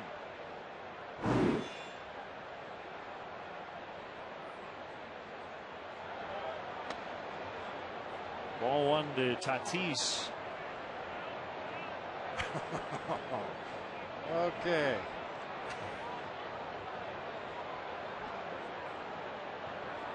We want to know, does he have a ticket? I think if you sit on somebody's lap, you don't need a ticket, right? Apparently so. I don't know. Is he buying any concessions? Well, he's good. His mouth's not moving. Neither one of them. Which one's the dummy?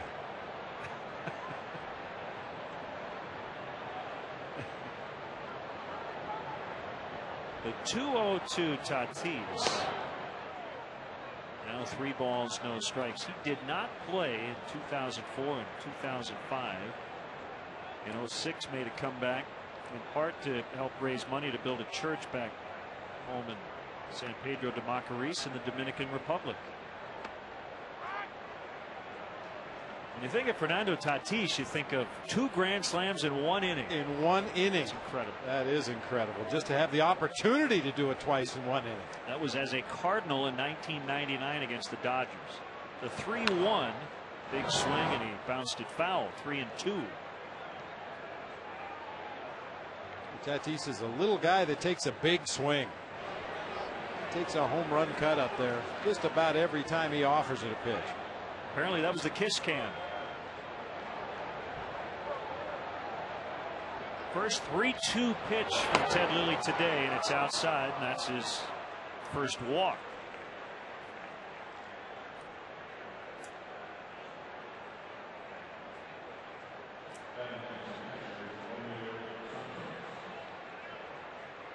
It's only the 7th walk Ted Lilly has given up at home all season.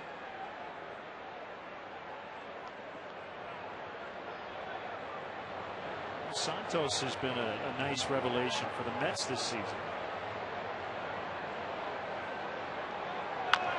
Runner was going, bounced up the middle. Terrio gets he out there, and at first a 6-3 double play. That couldn't have worked out any better. Ball bounced right over the bag.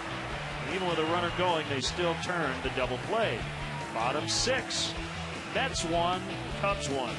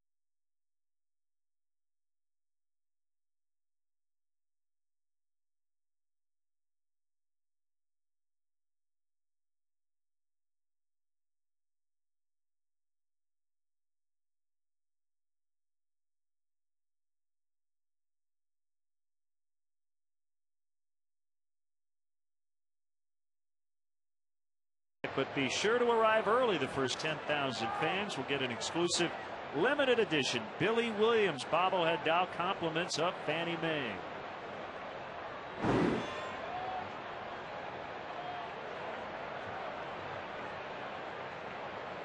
The battle of lefties today, Lilly and Mish. It's 1-1. Just trying to break the tie. There's a Ramos Ramirez, hits it deep to left, near the pole, and it's called foul. Mike Quaddy got a good look at it. No argument from him, as Bill Welke made that call. We could possibly see a replay. As Lou Piniella comes out. What did it hit? Did it hit the pole? Well, that one, I usually watch the fans down in that left field corner who are right on top of the play, and I didn't see any reaction that ball was fair. Foul. Clearly hits the side wall right there. Yeah. Boy, it's really close. Real close. Well, if they review it, it'll probably take them about 40 seconds to get a look at it, but Bill Welke got it right. Not very much. They should room. look at it. Yeah, you know, I mean, there isn't very much room between the foul line on the wall and that side wall joining the seats right there. But that's exactly where it hit, just to the left of the foul line.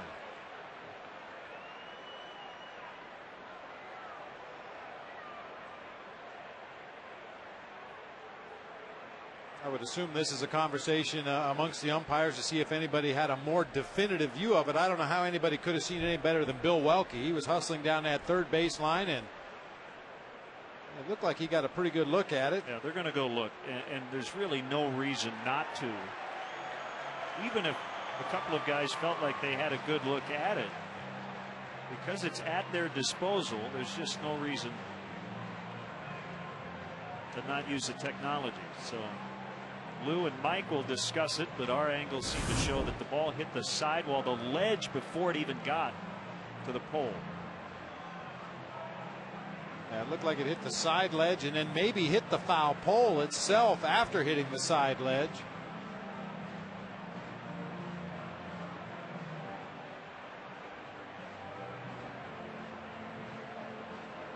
About as close to being fair as it can get.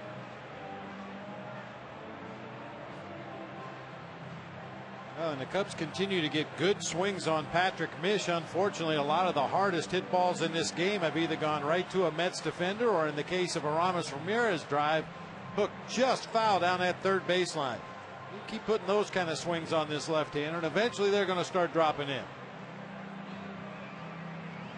Cubs have now had, I think, 3 replays in the last few weeks. They had it on back-to-back days.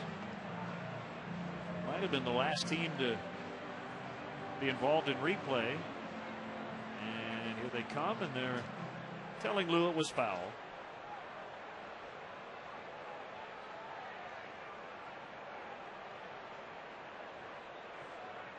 Where's Bob Davidson? Did it with a little flair. He came out, turned around, looked at the press box, and went, foul. Like an NFL referee. I liked it.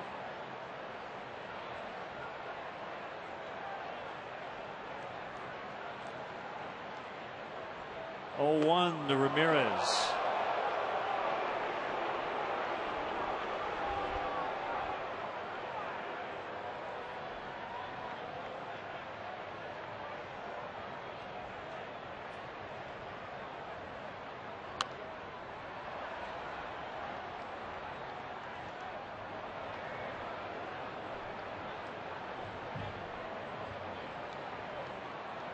A lot of very aggressive swings after the first time through the lineup today by the Cubs offense. He's missing some pitches.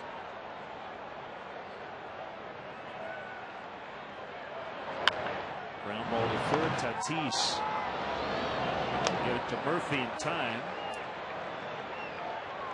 Watching all these birthdays and milestones. Kind of getting an interesting feeling at all, Bob, about something that maybe you did around this time of the year? About 25 years ago. Oh, man. There you go. You were the NL Player of the Week. 14 RBIs in a week. A pretty good week. I've got it right here in front of me, and I want to know if you remember the circumstances of where the games were. It was at Shea Stadium and up in Montreal, if I'm not mistaken. That's right. Yeah, I had a couple of game winners. I think one in the 8th inning, one in the 9th inning against the Mets. Had an inside the park home run in Montreal a couple days later. Well, that was a good trip for your Giants that year. Let's see, 1, 2, 3, 4, 5, 6, 7, 8, 9. I think we went like 9 and 3 on that trip. We're right in the middle of it. You had 1, 2, 3, 4, 5 straight 2-hit games. For the first, Murphy stayed on the bag to get the out. Another close call. 2 down.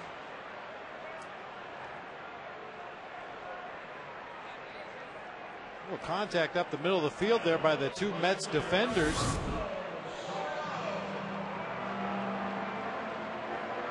Didn't seem to disrupt the play too much. The question was, did Murphy stay on the bag? It looked like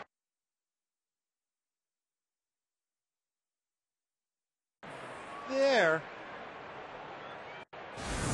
But if in James Hoy's estimation he had the ball in the glove before the toe came off, then it was a good call. Very close play.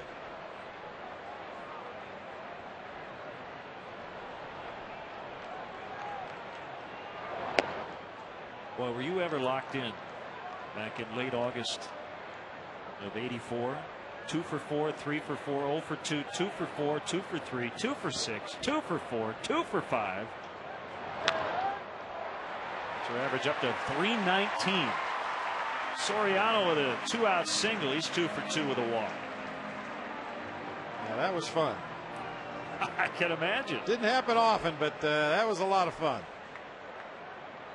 You were at 300 as late as September 21st, or 8 days before the end of the season. 9 days before the end of the season. You finished at 291.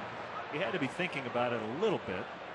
Well, if I would have been thinking correctly, I would have shut it down in the middle of September. I had knee surgery on both knees the day after the season was over that season, and I had a built-in excuse for shutting it down, but it's the first time I had an opportunity to be an everyday player, and I didn't want to come out of that lineup. Well, you had a fantastic year. It was your all-star campaign. 6 in the books. It's 1-1. Still thinks it's a home.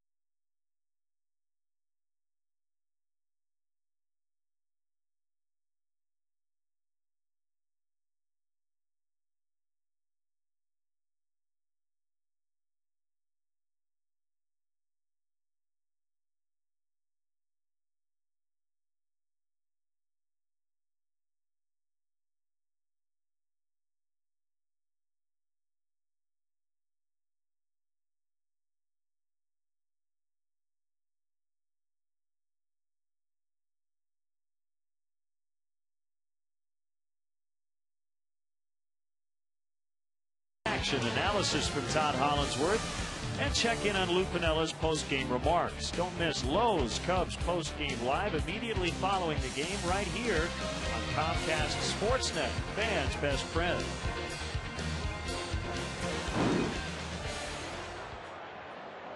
Still 1-1. The bottom of the order now for the Mets, so Pat Mish, 81 pitches through 6. We'll see what Jerry Manuel decides to do and gets to that spot. Starting now, left fielder Corey Sullivan.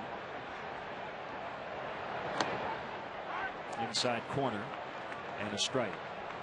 There's been a little bit of stirring down there in that Mets bullpen. Nobody throwing it this time, but a couple guys are up and stretching in anticipation of a possible phone call.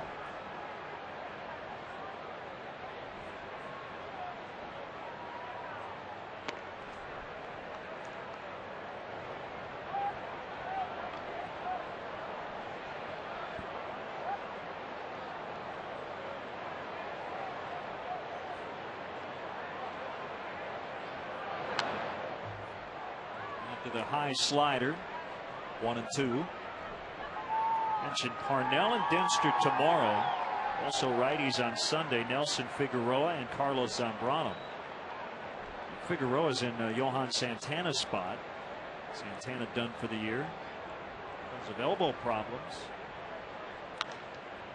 Fly ball full, got a great break on it, and cruising as he makes the catch. He has a good first step, doesn't he? Yeah, he really does, Len. We have a great perspective of it from up here in the press box high above Wrigley Field. I mean, that ball wasn't but a couple of feet off the bat of Corey Sullivan, and Sam Fuld was already on the dead run to the spot where the ball was going to come down. Great advantage for that center fielder. You can see where the pitch is on the plate. Is it up? Is it down? Is it in? Is it out? You can see the bat come through the hitting zone. Is the hitter in front of the ball, or is he behind the ball? Does he hit the top part or the bottom part of the baseball? And the center fielder uses all that information to get those good jumps. Members of the Grammy-nominated band, the Plain White Tees, will handle our 7th inning stretch. Hey There Delilah, one of their hits. Wilson Valdez pops into right center. It's Bradley.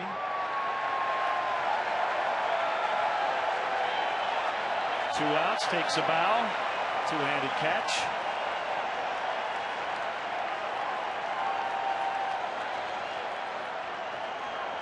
And Mish is going to take the at-bat. Well, with 2 outs and nobody on base, Greg Manuel's going to let his pitcher go back out there and at least start the bottom half of the 7th inning. I would imagine there'll be some activity up in the bullpen when he does that.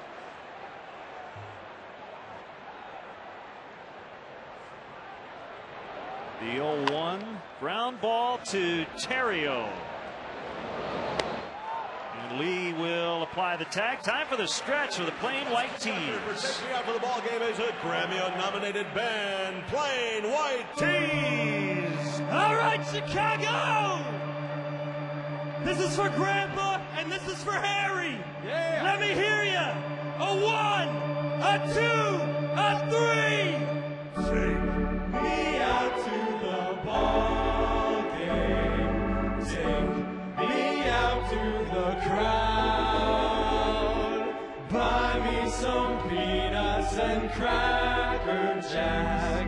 I don't care if I never get back, so let's root for the Cubbies. If they don't win, it's a shame, for it's 1, 2, 3 strikes, you're out at the old ball game. All right, let's get some runs. Come on.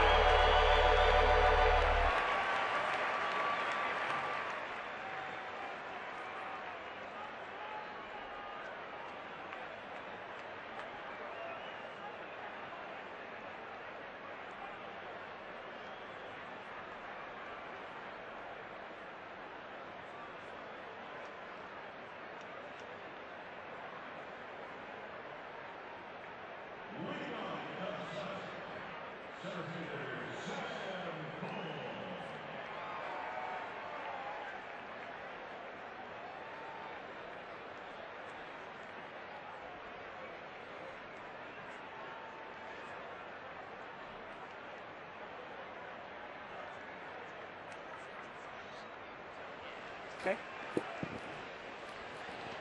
Yeah. Is that good? Yeah. All Okay. right. Oh, boy, Dave. Oh, nice man. job. Nice job. Terrio. Terrio. Like Terrio. but Exactly. Excellent. Exactly. Excellent. Sorry.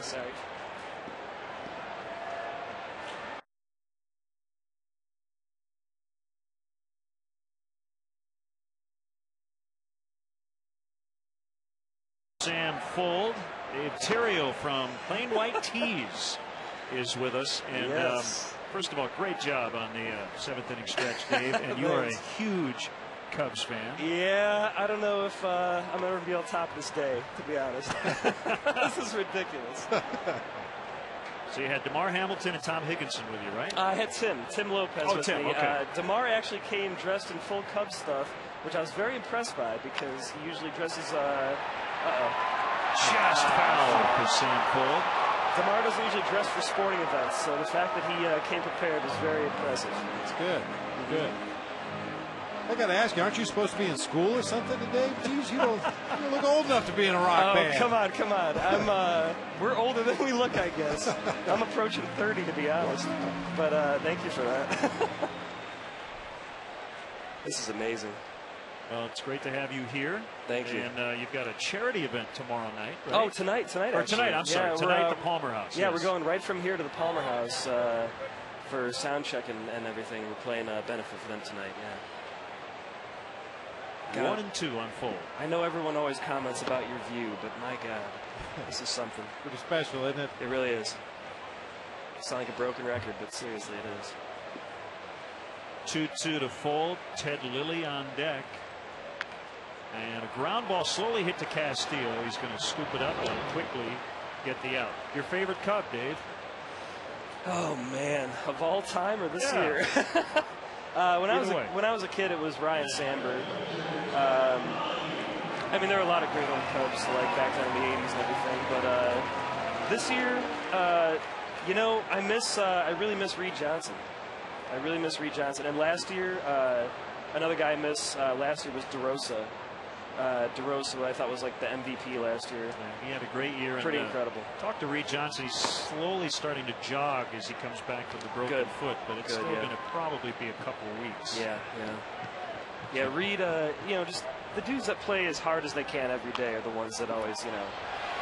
That's Reed Johnson. Kind of stick with me, yeah. So how did the band get started? Oh, man. I mean, back in high school, Tom, our singer, and myself, we always would hang out and play music after school and everything. And by the end of high school, he was writing songs, and that's how we started the band. Got him more preoccupied watching the game than talking. But that's okay. Yeah, but after we graduated, we started the band with some high school friends, and we've been around ever since. So it's been over a decade, actually. Pretty crazy. Yeah, well, you guys have had a great career already, and thanks. You're going to be around for a long time. I hope so. We're going to record a new record in January, we're hoping. So. Outstanding. Dave, I told you before we went on the air, my son Michael, who's a catcher for the Peoria Chiefs down in A-ball, he is a huge fan of the band. Wait, that friendly? Yeah. Really? Yeah, and he's I see his stats all the time on TV. You kidding me? That's amazing. That's amazing. That's very cool. He's very upset he couldn't be here to meet you guys. Wow. Today. Big fan. Well, he's going to make his way up here too, isn't he? To the majors. We certainly hope so. Yeah, he's doing everything he can. All those guys down there. You know, it's a tough road into minor leagues, like I'm sure it was initially for your band when you first get started, and you've got a lot to learn and a lot of experience to be gained. But you know, hopefully you get to the point where you're a huge success, like the Plain White teams. Yeah, it feels the same way. It really does. Definitely like the farm system and everything. You know, you're kind of just out there grinding away for years and years and years. And playing everywhere you can for whatever you can make. Gas money to the next show, you know what I mean? Oh, yeah. One strike to Ryan Theriot. We're with Dave Theriot from Plain White Tees.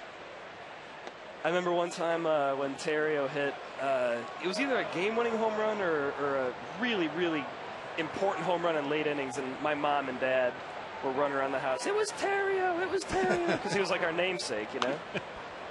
Although his name gets mispronounced probably more than yours does. I don't know. I've got What do you hear? Yours is T-I-R-I-O. Right? I've gotten Tyrio and, you know, Turio. And when I was in grade school, I got nicknamed Cheerio. That was bad.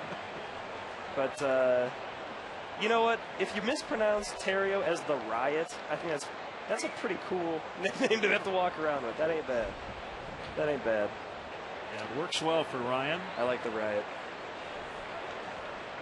Trying to get something going here with 2 outs and a 1-1 tie. The runs came early. The Cubs got 1 in the first. The Mets with 1 in the second. Wow. Are you going to be able to perform tonight? You're going to be able to get locked in mentally and emotionally after your day here at Wrigley? I bet you're a professional. It'll be fine when we get going, but after I leave here, I think when I get in my car and the drive over to the show is when I'm not going to be able to concentrate on like stoplights and stuff like that. I'm going to have to really watch myself. What kind of guitar do you play? I have Epiphone Elitist Les Pauls Customs. You guys play.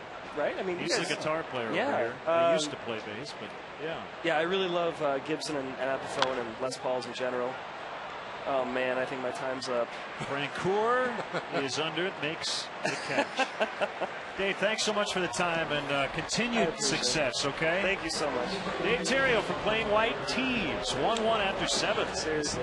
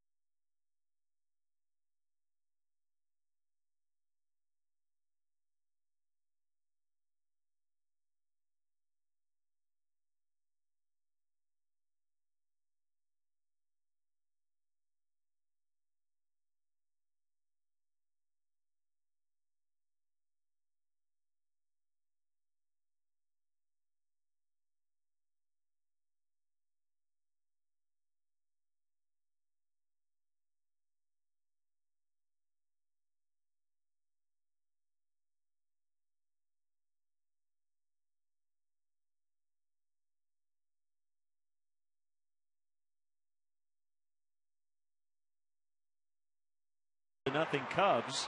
Thought they might be off to the races, but not so. Omir Santos with an RBI single on a ball that Bradley couldn't catch. That drove in Francoeur. And here we are 1-1 in the 8th inning. AT&T, the nation's fastest 3G network. AT&T, your world delivered. Terrio hustling hard after it. And it's going to be into the seats. A little slide there to brace himself before he went into the bullpen.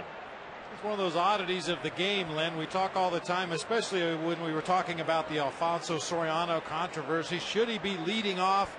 Well, you really only lead off once a game, but that's not the case for Angel Pagan today. This is his 4th leadoff at bat in the game.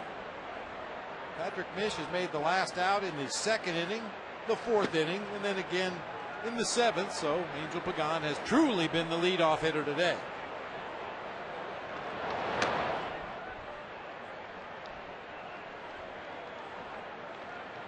I think I pulled an oblique muscle lifting this media guy. You okay? Yeah, should have used both hands there.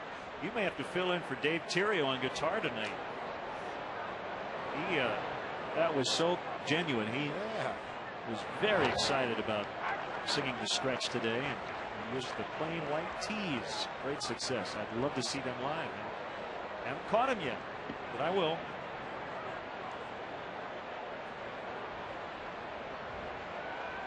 Kevin Gregg up in the bullpen. Pagan floats it out into left center, and it just dives. Gets past Soriano and Fold. Now the fans are booing because the ball got by Alfonso, but again, Bob, we have a pretty good view up here. I'll tell you, that ball just completely dipped right at the very end. I thought it was going to be caught at first, but then I don't think anybody had a play on it. Soriano didn't take the most direct line. He went to his left first and then changed directions, tried to come in and make the shoestring catch, and ball gets underneath him. Sam Fold was over there to back up the play, but it shot through Soriano so quickly it got past Sam Fold also.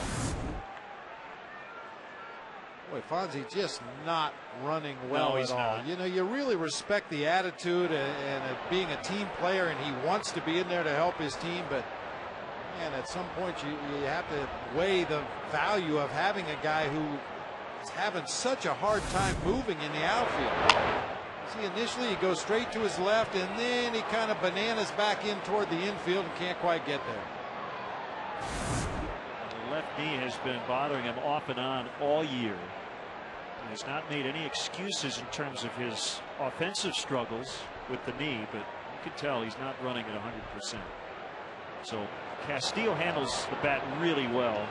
Excellent bunter, and he squares and takes it inside for ball one. As he got into batter's box, he looked up and saw former teammate Derek Lee already drawn in front of the bag at first, and he kind of waved him back, told him to move back, move back.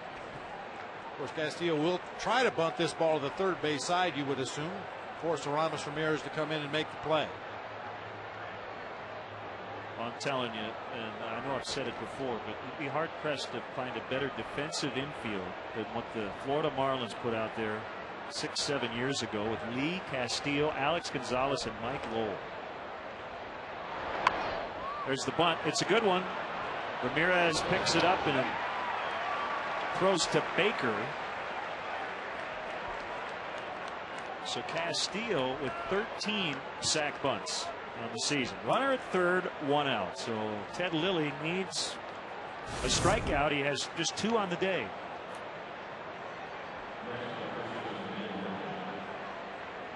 That's an oddity in the game of baseball these days. Somebody who is proficient at dropping sacrifice bunts or bunts for base hits like Luis Castillo is. Big part of his game. Well, Murphy has not hit a ball out of the infield. He's grounded out twice and struck out once. The infield is in with Pagan at third, representing the go-ahead run. Ball one.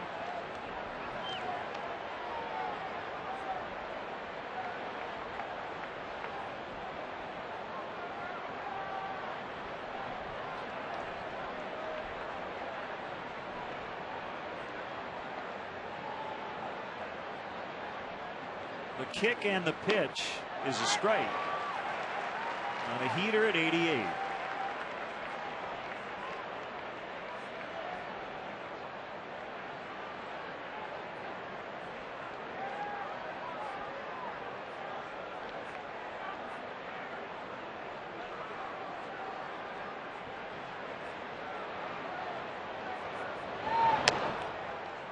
High 2-1.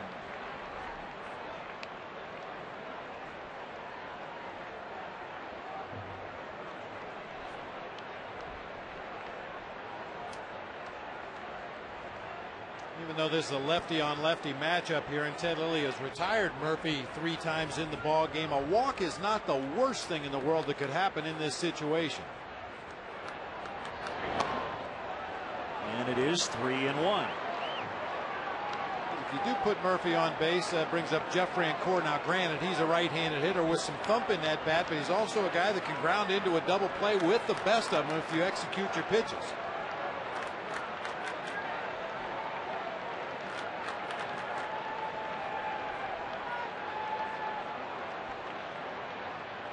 The 3-1, ball 4.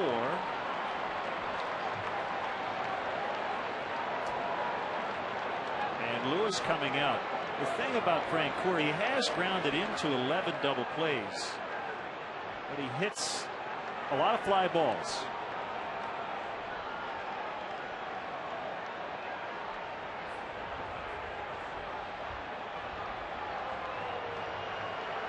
So that's it for Lilly, and Kevin Gregg will come on. Lilly getting a standing ovation.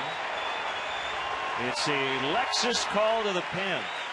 A 1-1 tie. The Mets are threatening to take the lead here in the 8th.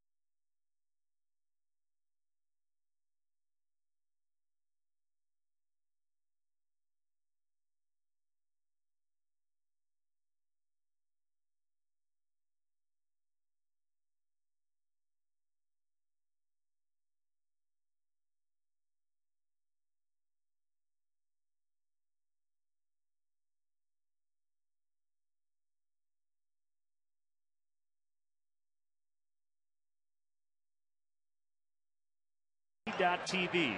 It's the ultimate baseball experience featuring 100 out-of-market games per week live on your computer, and catch those you missed on demand. For more details, visit Cubs.com, where baseball is always on. Tight spot for Kevin Gregg against Jeff Francoeur. Swing and a miss. First and third. One out in a 1-1 deadlock.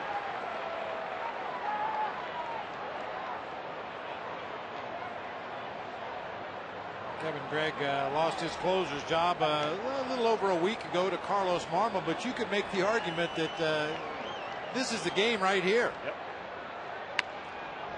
It's foul now. He'd like to pull out that strikeout pitch.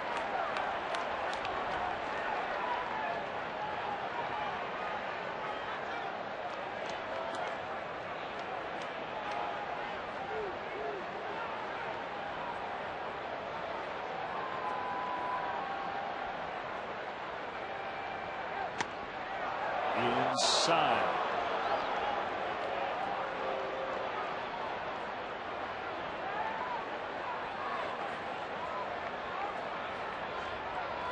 It was really good today. Best he can hope for is a no decision. 1-2 to Francoeur. Struck him out. That's a big one for Gregg.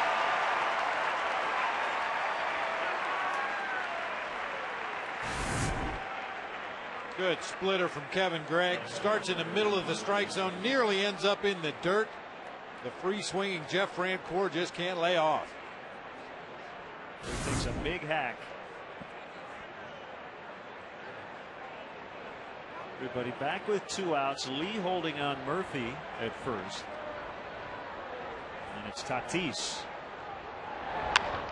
That's deep.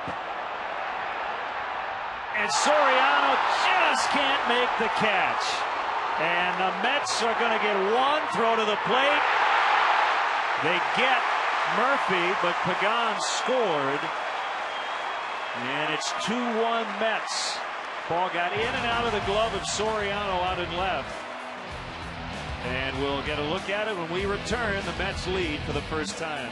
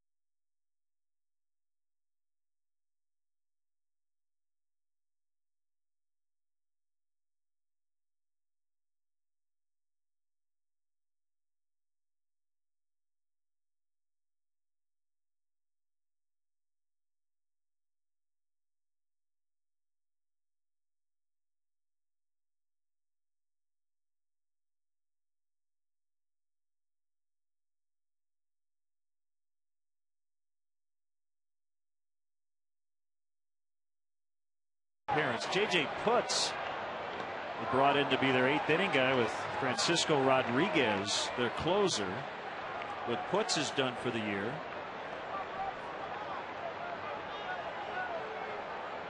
Some discomfort and soreness in his right forearm. We've talked about it with the Cubs this year. Every adversity turns into an opportunity for somebody else to step forward, and Ryan Stokes has done that. He's done a really nice job filling that setup role. He's on a streak of 12 2/3 scoreless innings. Righties are only batting 193 against him.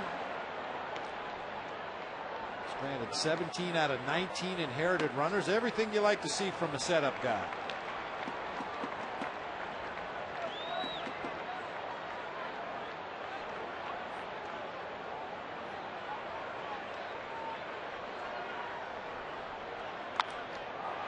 Right field, fair ball for Bradley. His third hit of the day. Rounding second and stopping there. A little stumble over second base. So the tying run in scoring position with nobody out.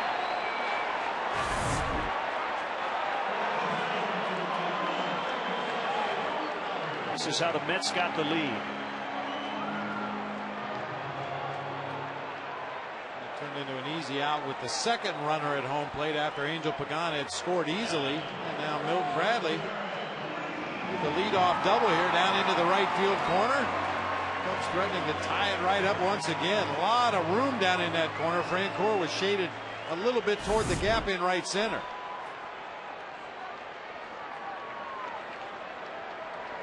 Lead 2 out of 3. Inside, ball 1. For Pat Mish, he could get his first major league win. By far the best start of his major league career. 7 innings, only 1 run. The Cubs threatening to tie it up. Middle of the order, runner at second, no outs, and a 2-0 count on D. Lee.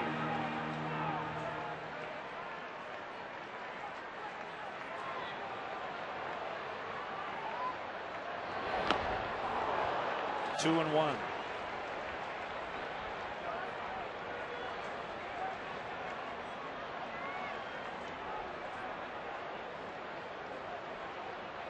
Stokes with a scoreless inning yesterday in Florida. A little warmer yesterday than today. High fly to right. Francoeur still going back, twisting, and makes the catch. Bradley, however, will tag and head to third. So Derek just missed one.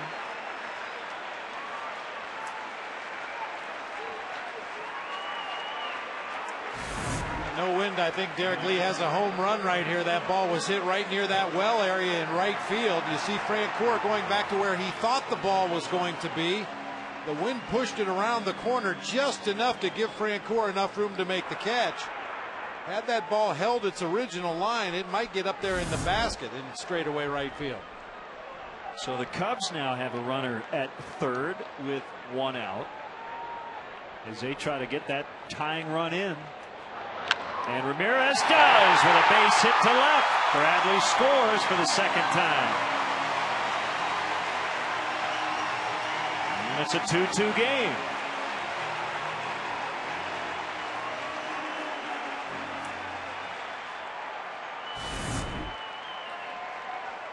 First pitch fastball down and in right where Rami likes it. With that infield drawn in, they have no range to get to that hard hit ball, and Bradley trots home with a tying run. I'll tell you, those middle of the lineup run producers, they love to see drawn in infields. They know all they have to do is make solid contact, and if it's not hit right at a defender, it's probably going to get through for a hit. Fastball strike to Baker.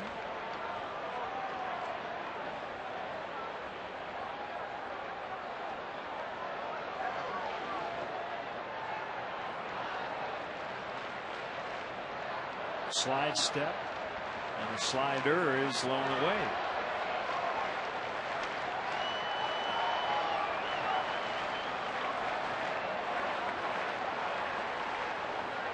Stokes was acquired from Tampa Bay prior to last year.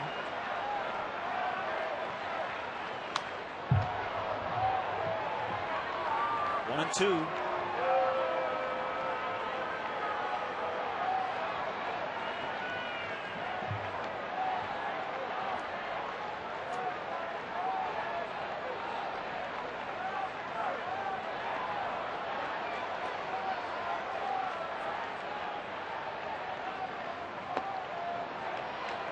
Check down at first, and he held up. So it says James Hoy.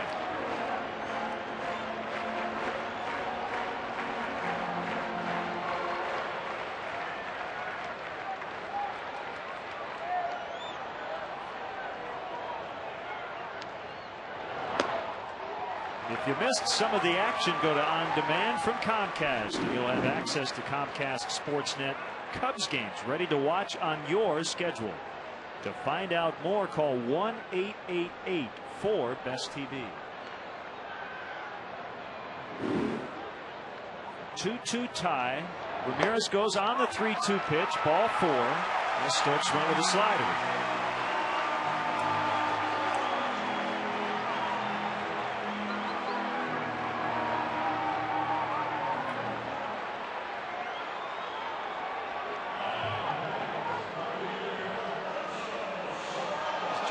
Upset about swing. I think he thought that check swing was more than it really was.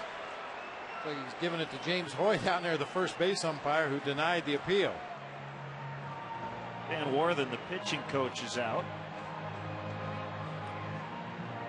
And Soriano coming up.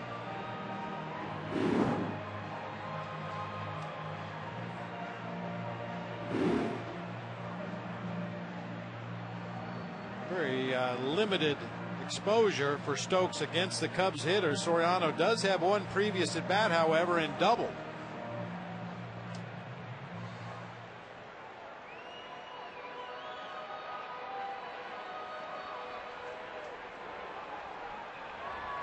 That's for a redeemer here for Alfonso Soriano. A couple of very catchable balls in this game that dropped in left field. Now an opportunity to give his team a lead with a base hit.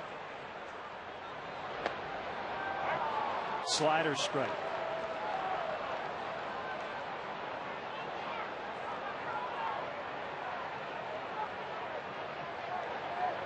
Ramirez at second, Baker at first. It was just tied it after the Mets grabbed the lead.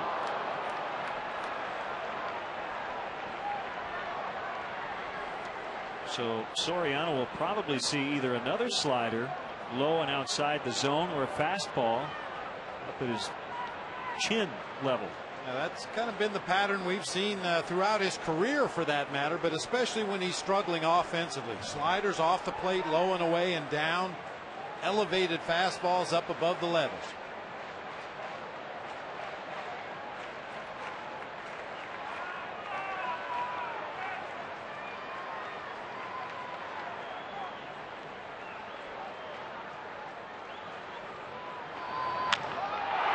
Fly ball, deep left center. Pagan's at the warning track, and that baby's gone. A 3-run homer on an 0-2. And that is the first homer this month for Soriano. His 20th of the season, and the Cubs lead 5-2.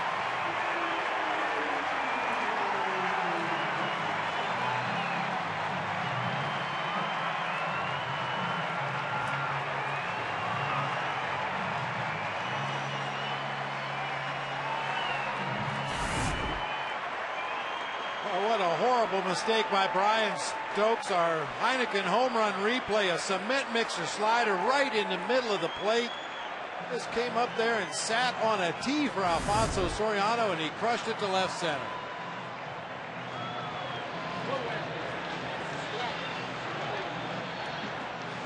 Elmer descends. Will replace Brian Stokes. Lexus called to the pen. Cubs 5, Mets 2.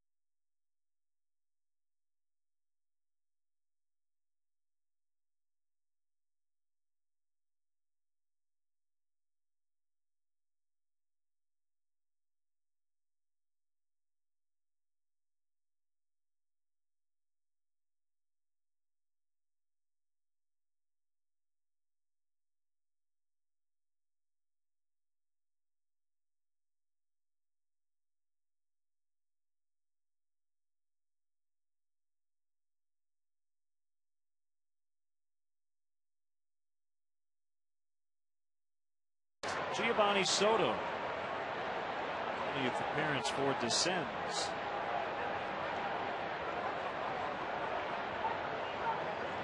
Eight straight 20-homer season for Soriano.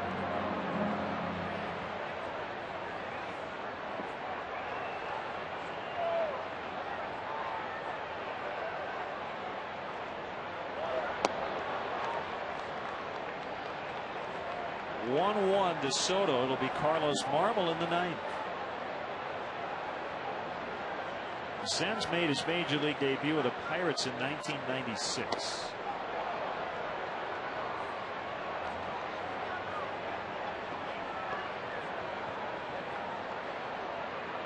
You're pretty familiar with Descends, having managed him in Arizona. He's a very versatile pitcher. We used him out of the rotation, used him in long relief, occasionally as a setup guy, depending on the situation in the bullpen. Sinker, slider, occasional curveball.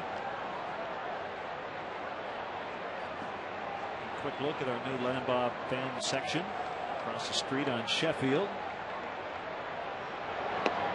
Packed. Yeah, the one security guy we hired is out there making sure that everybody behaves. And they have been so far. Everybody in the section minding their P's and Q's.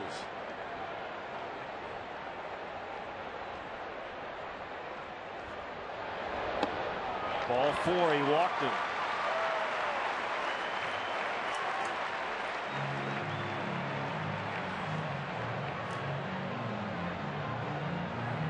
Up Sam Full, who is 0 for 3.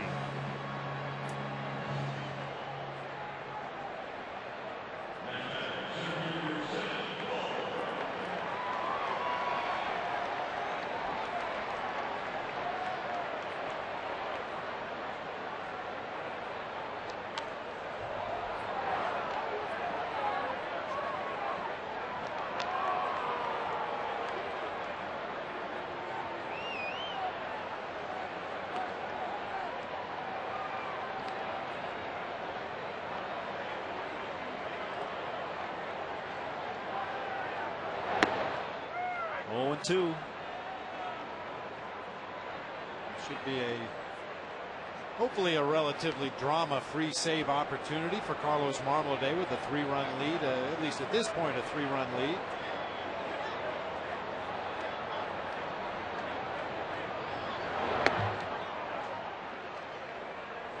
Gold able to hold. Jerry Manuel shaking his head in the Mets dugout. Hasn't been happy with the checked swing calls so far today. It's been this inning. It's been my experience in this game that two different managers with two different sets of eyes, they'll see the same play completely differently. Called strike 3 for out number 2. And Kosuke Fukudome will bat for Kevin Gregg, who can get the win.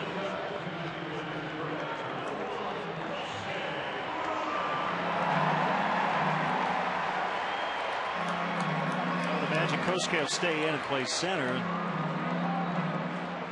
Sam Full will probably move to left.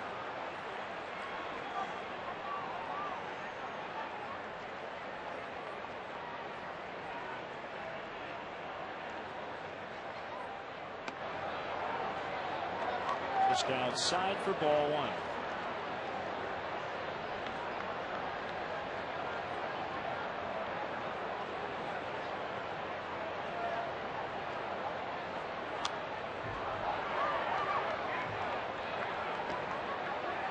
Dome at 3:25 in the second half. Told him 3:45 you're done, and left a couple minutes early, but you know what? Doesn't look like it's that busy over there. Looks like everything's secure. Yeah.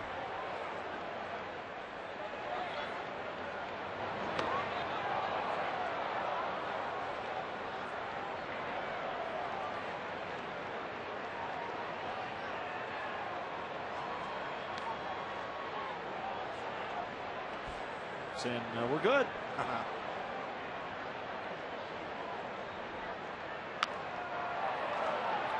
One bouncer barehanded by Tatis, and he gets the out. I don't think that was his plan. That ball took a tricky hop, and they get the out. Soriano's had his issues defensively today, but The 3-run homer, that's been missing here lately. 3 for 3 with a walk and the go-ahead blast, 5-2 after 8.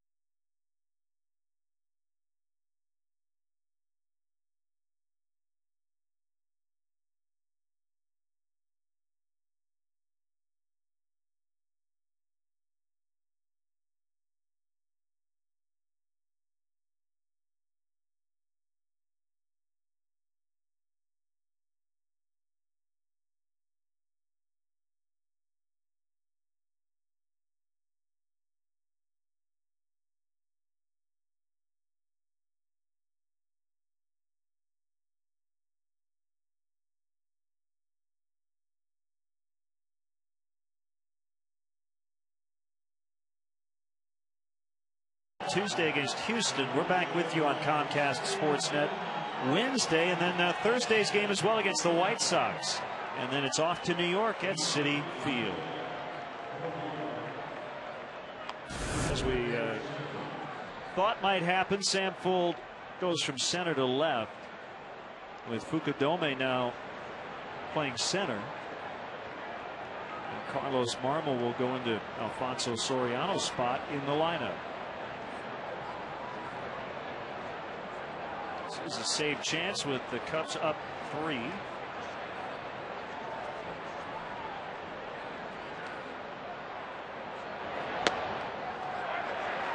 slider for a strike to Omir Santos.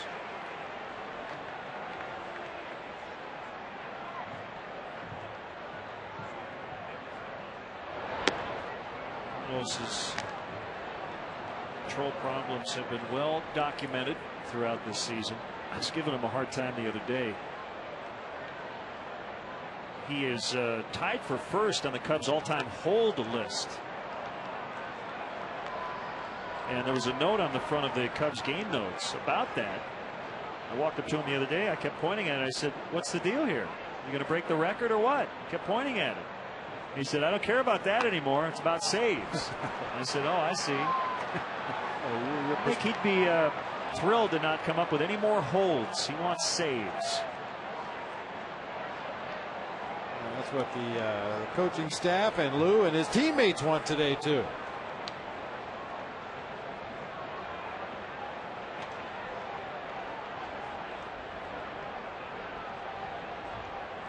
A 3-1 on the way. Ball 4. Leadoff walk.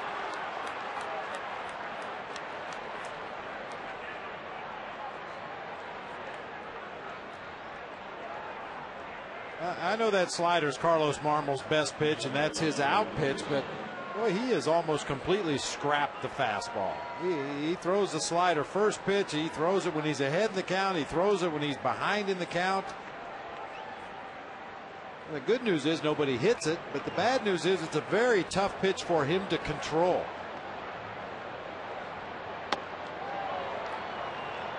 When you got a 95-mile-an-hour fastball, I don't know why you'd be afraid to throw it.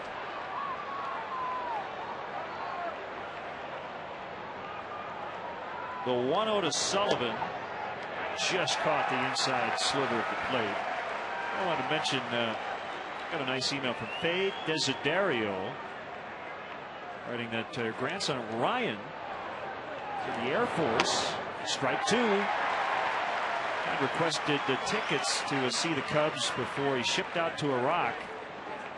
And after purchasing 20 tickets for family and friends for today's game, his departure date changed. I wanted to give him a shout out, acknowledge him and the rest of the women and men serving around the world.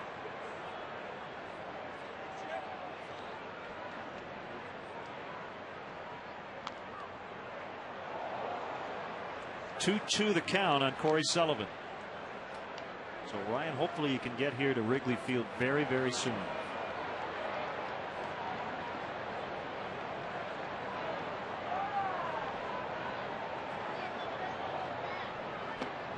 Three-two. Not want to walk this guy and put the tying run at the plate. On deck is Jeremy Reed, who would bat for the shortstop Valdez. Here it is. Up in the air to right. Bradley. Over near the corner. One out.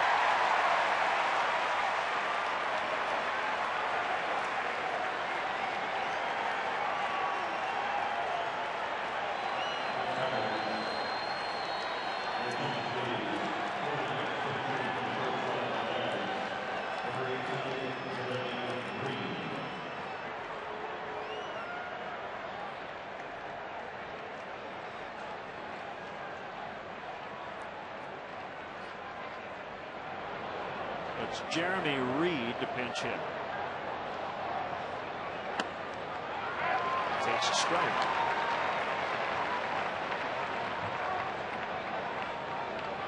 Well, and obviously you'd like to end this inning quickly before it rolls back around to the top of this Mets order where their more accomplished hitters are fouled. Former top prospect in the White Sox challenge, Jeremy Reed. Fouled back 0-2.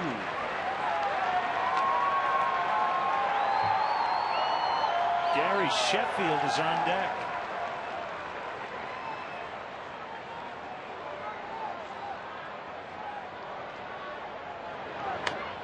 Boy, he meekly waved at that pitch. 2 down. And it will be Gary Sheffield. Reed completely overmatched every pitch of this at bat. Backdoor slider right there. He swings after that ball is well past the hitting zone. Sheffield was released by Detroit in spring training. He then signed with the Mets. 509 career homers, 2,689 career hits. Near the end of his career, and he takes strike one on a slider in the inside corner.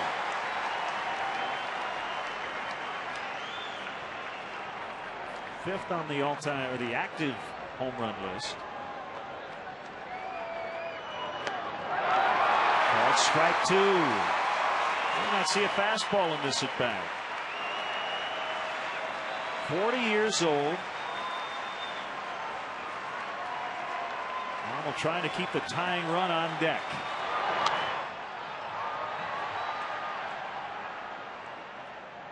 Well, and how dinged up are the Mets? Gary Sheffield leads the team with 10 home runs. Now Jeff Francoeur has 11 on the season. One of those coming, or rather 5 of those coming as a member of the Atlanta Braves. So strictly as a Met, Sheffield leads the team with his 10 homers. Swing and a miss and a fastball. Cubs win. Armel walked the leadoff man, eventually found his command, and then went 1-2-3. So they come back in the 8th, scoring 4 times. The game-winning homer